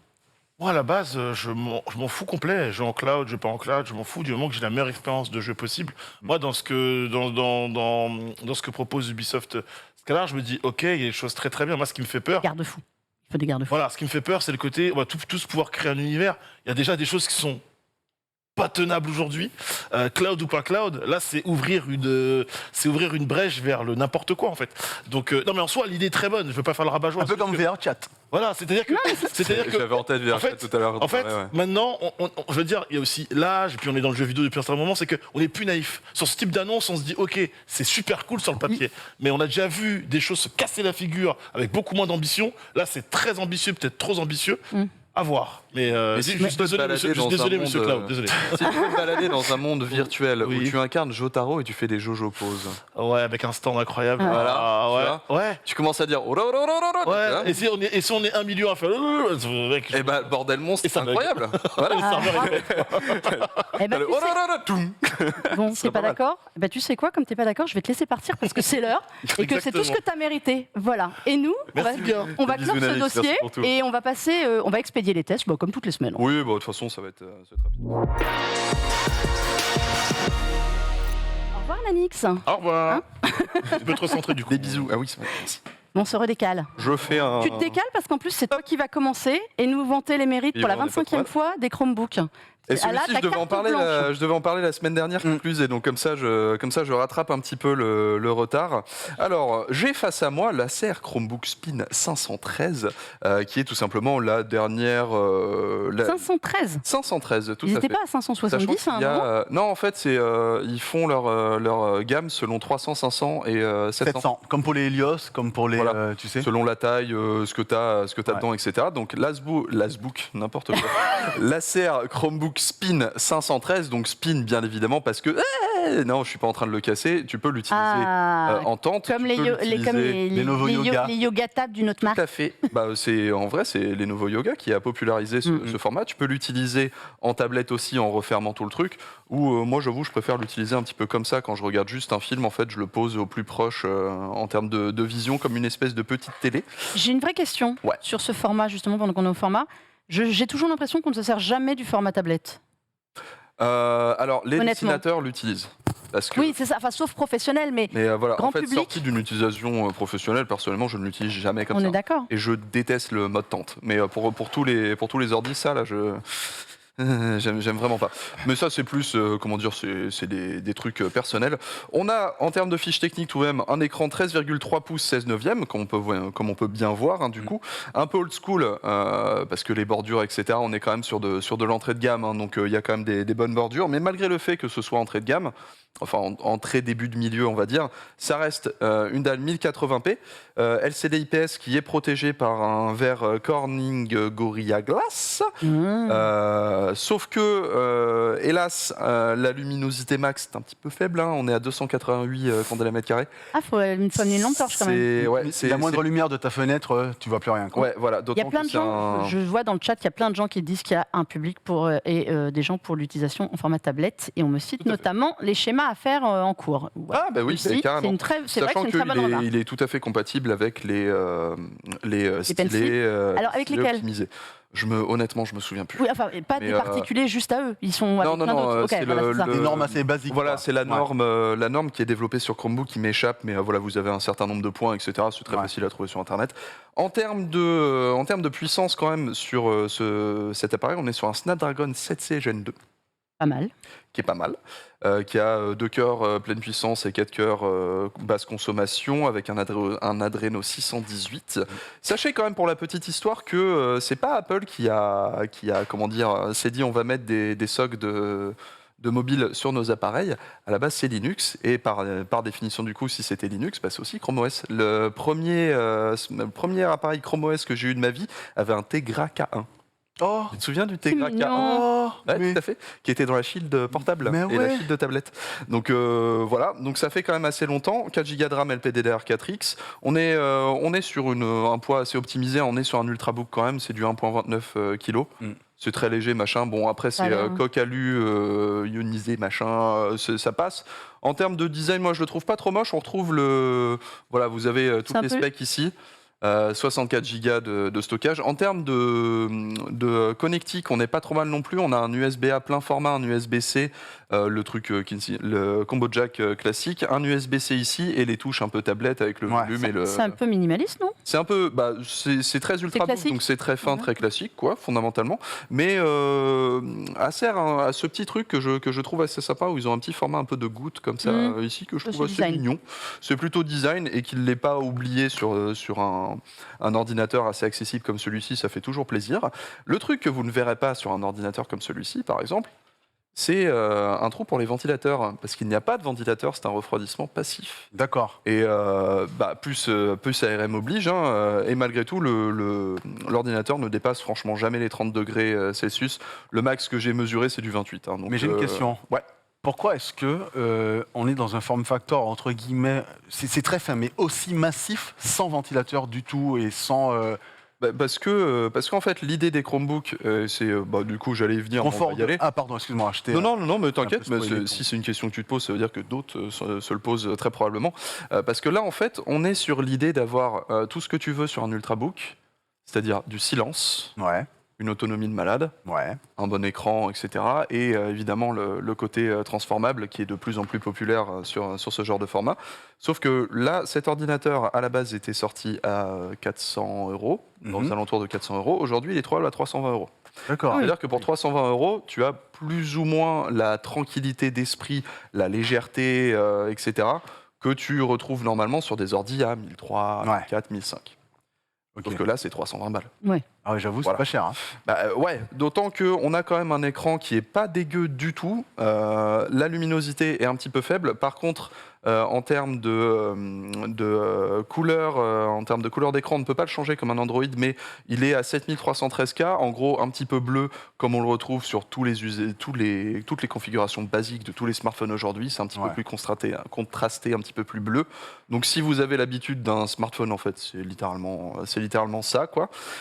On a quand même un clavier plein format qui est pas dégueu pour son prix, un petit peu plastique, hein, mais ça rebondit bien, etc. J'ai écrit honnêtement l'intégralité du test dessus sans aucun problème. Et on a surtout batterie lithium-ion 2 cellules de 4670 mAh, ce qui nous fait une autonomie estimée à 14 heures par le constructeur, testée à 14 heures. Excellent. On verra. Ça tombe bien. Voilà, avec juste YouTube à la mi-luminosité à fond qui tourne, 10 heures. Ok.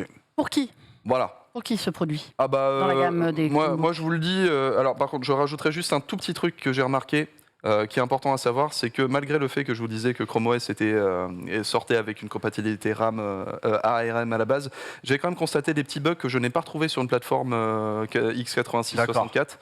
Notamment des petits bugs graphiques dans les jeux où Hearthstone, il manque la moitié des textures, en fait, ce qui est un petit peu étrange. Je pense que c'est des bugs qui vont être corrigés avec des mises à jour de Chrome OS, parce que ça, pour le coup, normalement, c'est ultra optimisé. Parce qu'on le rappelle, vous pouvez lancer des applis Android sur les Chromebooks aujourd'hui et des applis Linux. Et pour qui, dans les faits, moi, je trouve que c'est le genre de machine qui, déjà, pour des étudiants, c'est très très bien. Parce que pour le coup, tu balances pas, je sais pas combien de. Vous voyez là, en bas, en dessous de Acer Chromebook Spin, vous voyez des gros carrés noirs et qui manquent des textures. Ah oui, d'accord, je vois. Et si on lance Hearthstone ou des trucs comme ça, il va manquer la moitié des textures. Bref, c'est injouable. Mais voilà, ça, je pense que c'est des petits bugs logiciels qui vont être corrigés. Surtout les étudiants, lâchez 320 balles là-dedans, vous avez une autonomie pour toute la journée, un truc qui est sur votre dos à 1,29 kg, c'est rien du tout. Et la charge est un power delivery 45 watts, donc même si vous avez oublié votre chargeur, vous pouvez en trouver un très facilement tout autour de vous. Et moi, je le conseillerais aussi aux gens qui ont déjà des grosses configs, mais qui veulent un côté un petit peu plus portable, etc. Au lieu de lâcher encore 1000 balles sur une config qui fera tourner des trucs peut-être un petit peu plus puissants, c'est sûr, vous avez ce truc-là où vous le laissez.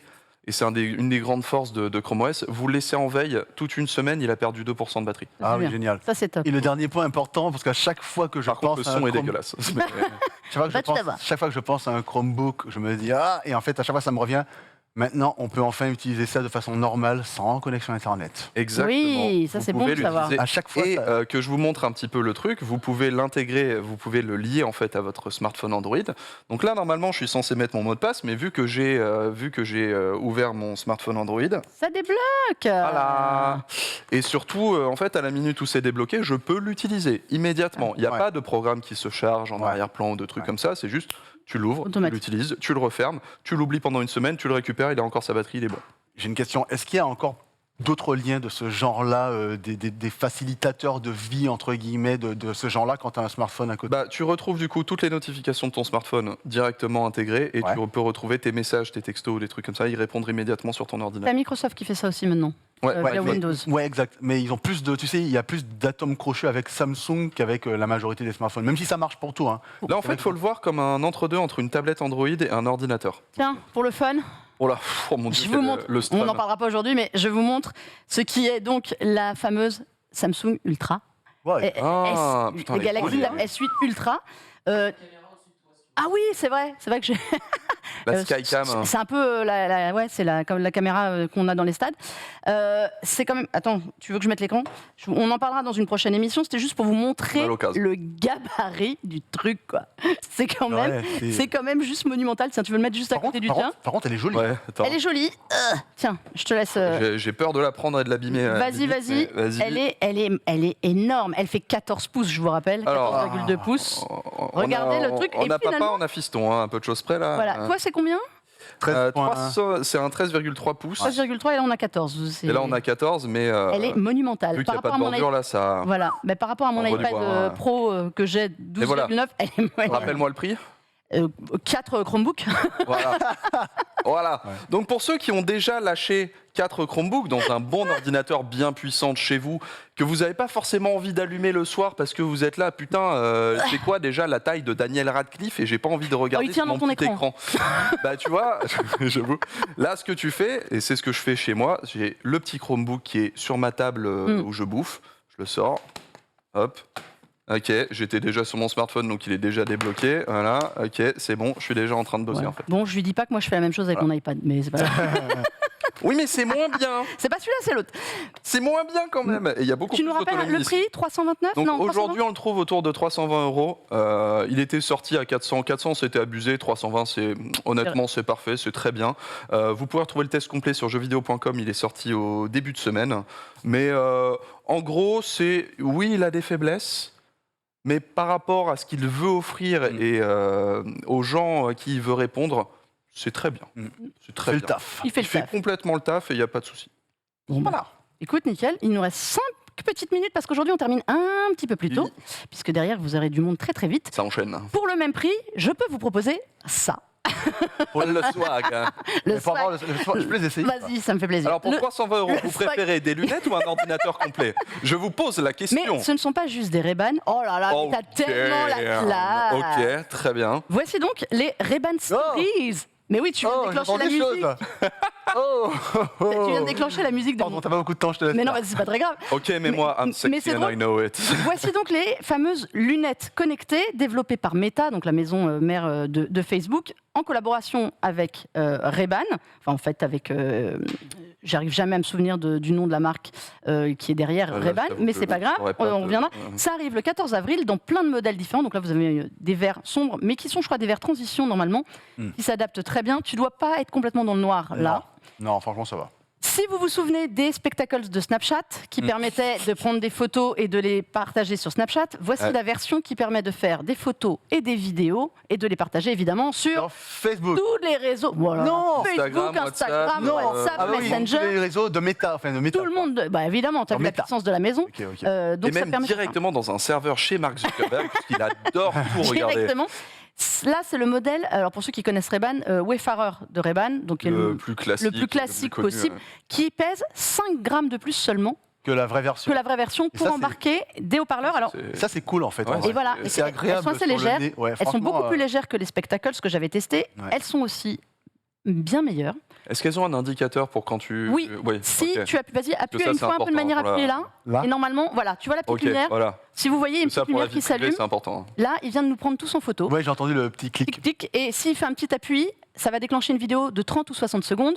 Tu rappuies pour l'arrêter. Optimisé pour Instagram. Il n'y a pas de surprise, vous savez la personne qui est en face de vous, et ça se voit de très loin. Donc ça, c'est plutôt bien. Il y a les 2 caméras, ce qui permet d'avoir des photos. Voilà, merci pour le petit visuel de tout ce qu'il y a, les capteurs, les caméras, les haut-parleurs. Donc, tu as déclenché la musique, t'as entendu. J'ai entendu, et tu n'es pas fort. Et nous, on n'a absolument rien entendu. C'est assez impressionnant. Et moi, j'ai entendu assez distinctement. Et je peux même vous dire, pour le tester, j'avais mon smartphone où je déclenchais la musique pour tester. Et j'avais parfois peur qu'en fait, le son vienne de mon smartphone et pas des lunettes. Tellement et de venir, mince, c'est pas connecté, tellement le son, honnêtement, est assez bon. Mais j'avais une question sur les deux caméras. Est-ce que ça permet de faire de la stéréoscopie ou pas du tout? Genre de la 3D Non, c'est pas prévu pour. En revanche, mode portrait peut-être. Le Spectacles proposait des formats bulles. Ouais, je me rappelle. Là, c'est des formats un peu plus. Alors Instagram, on dira un peu plus carré, ou des vidéos qui sont en 16/9. En revanche, ça fait pour le coup, ça fait ça. Okay. La qualité, elle n'est pas démoniaque. Elle est un peu meilleure que les Spectacles, mais honnêtement, c'est un produit un peu lol. Bah ouais. C'est pas l'idée là. En fait, c'est pas l'idée, c'est pour moi, des soirées entre amis. C'est le même délire que les Polaroid. C'est quand tu les sors en soirée, c'est pas pour avoir la qualité, c'est pour le fun. C'est ça. Et ça remplit. Et puis surtout, là, tu es en train de vivre quelque chose vite fait, pam, tu déclenches, tu enregistres ce qui se passe devant toi. Moi, j'aimerais bien. Là, j'ai envie de te prendre en photo. Je vois quelque chose d'exceptionnel. Mais surtout, elles font lunettes de soleil. Vraiment, ça c'est quand même bien. Elles ont un design de lunettes de soleil, ce que n'avaient pas les Spectacles. Les Bose, pour moi, étaient trop lourde et trop grosse. Et je trouvais que le son pour du Bose, pour le coup, il était bon, mais c'était pas digne de Bose. J'ai beau aimer Razer aussi. Razer c'est pareil. Ça, c'est juste la nouvelle gamme. Il y a au total 28 configurations possibles de lunettes. Vous pourrez les acheter chez Ray-Ban, en ligne et normalement chez certains revendeurs, mais ça c'est mi-avril, donc vous avez un peu de temps. C'est que vu que c'est un format Ray-Ban Wayfarer, ça doit être beaucoup plus simple aussi pour les opticiens de s'adapter. Oui, exactement. Et il y a différents types de verres. Ça se connecte à une application Facebook View où vous pouvez récupérer les photos. Ce que j'aime bien, et les vidéos, c'est que vous pouvez les retoucher.